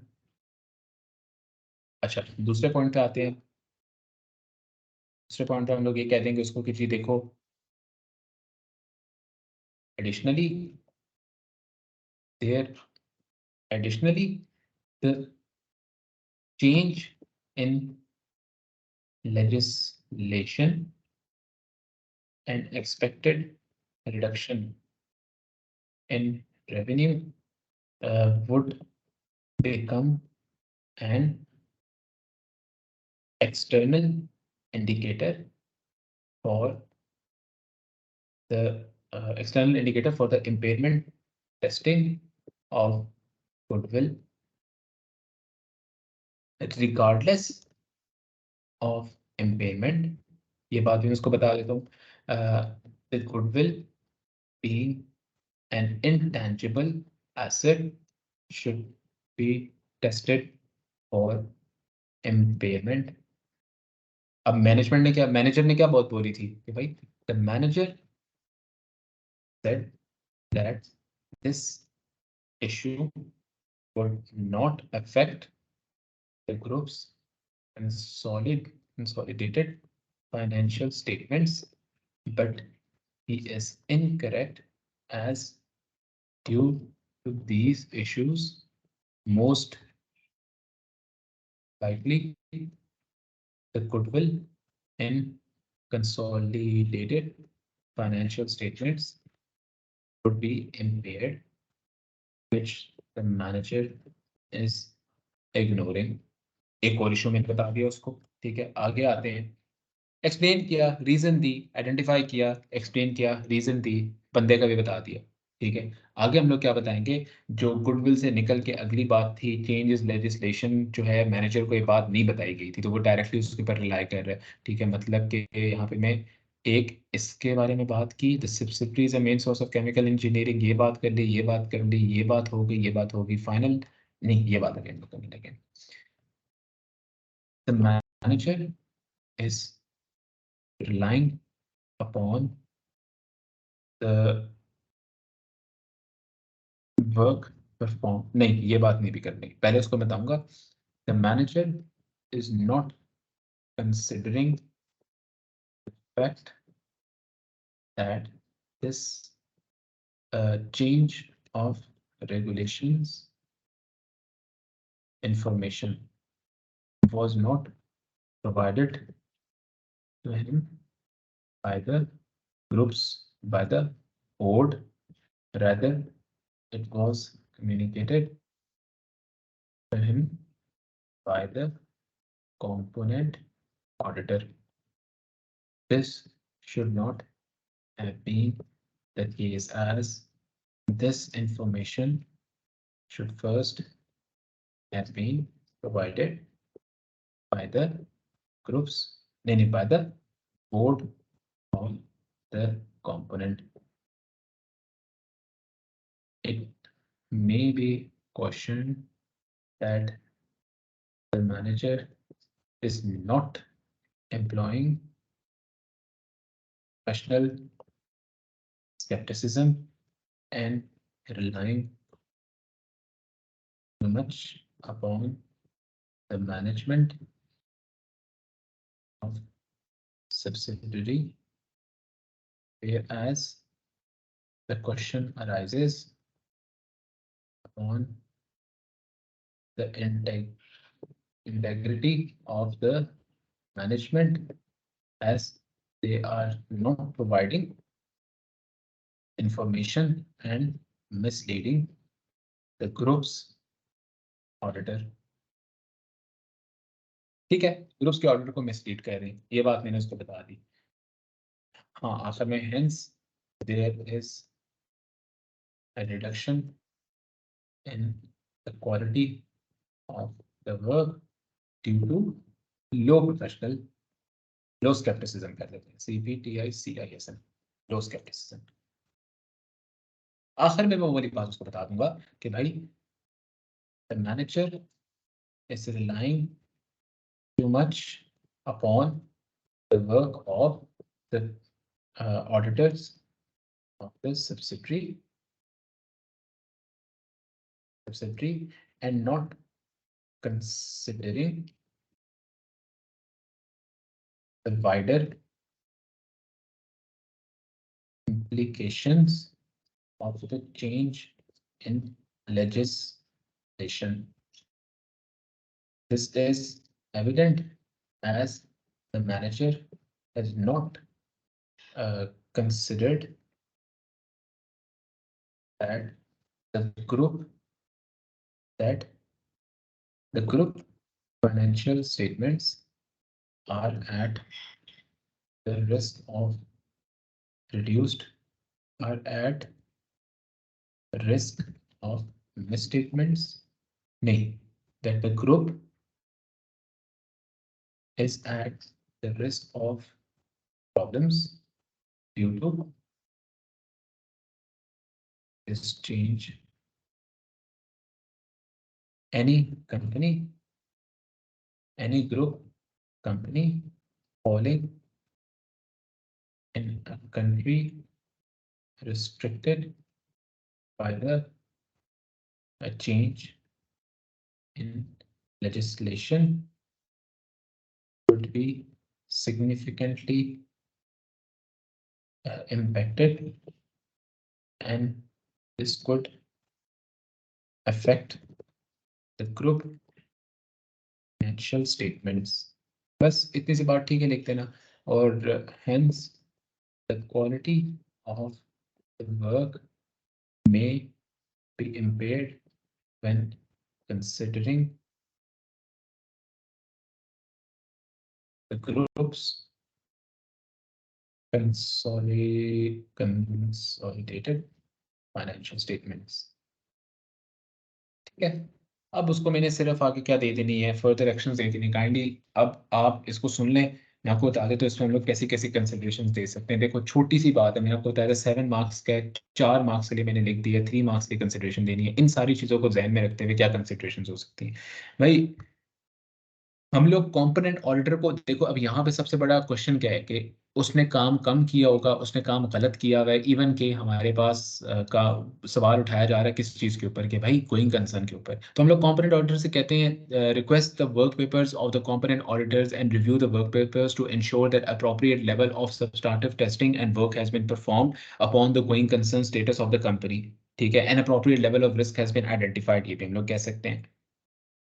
इसके हम लोग ये भी कह सकते हैं कि देखो भाई additional it should be communicated with the component auditors that additional substantive testing should be additional procedures should be performed in relation to going concern status of the company. Additional procedures perform करो, बस ये बता दो. कोई substantive procedure देने की जरूरत नहीं है अभी आपको. ठीक है, क्योंकि 3 मार्क्स का ज्यादा बड़ा नहीं है ये.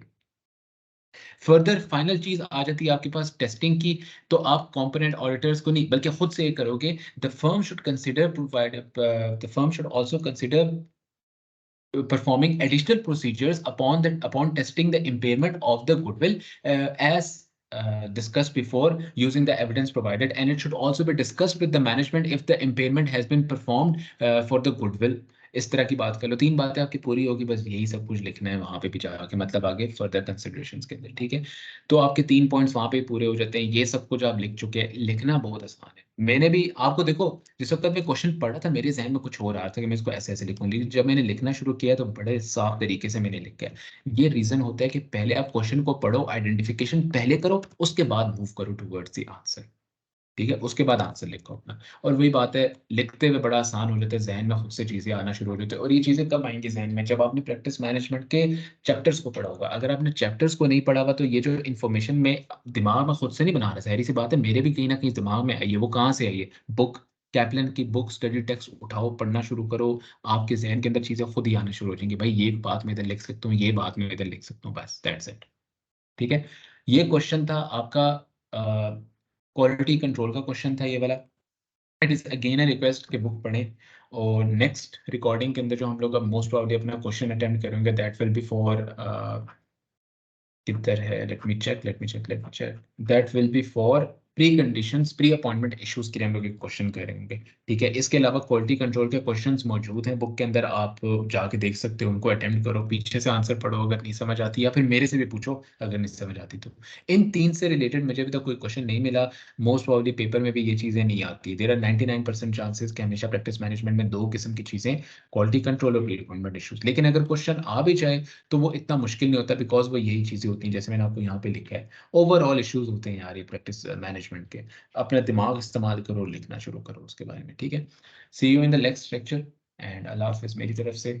आई होप कि आपको ये समझ आया होगा जो क्वेश्चन मैंने कराया, और अगर नहीं भी समझ आया तो you can ask me any question at any time possible, मेरे व्हाट्सएप पे या फिर मेरे मेल करके आप पूछ सकते हैं। Thank you so much and अल्लाह हाफ़िज़, बाय बाय।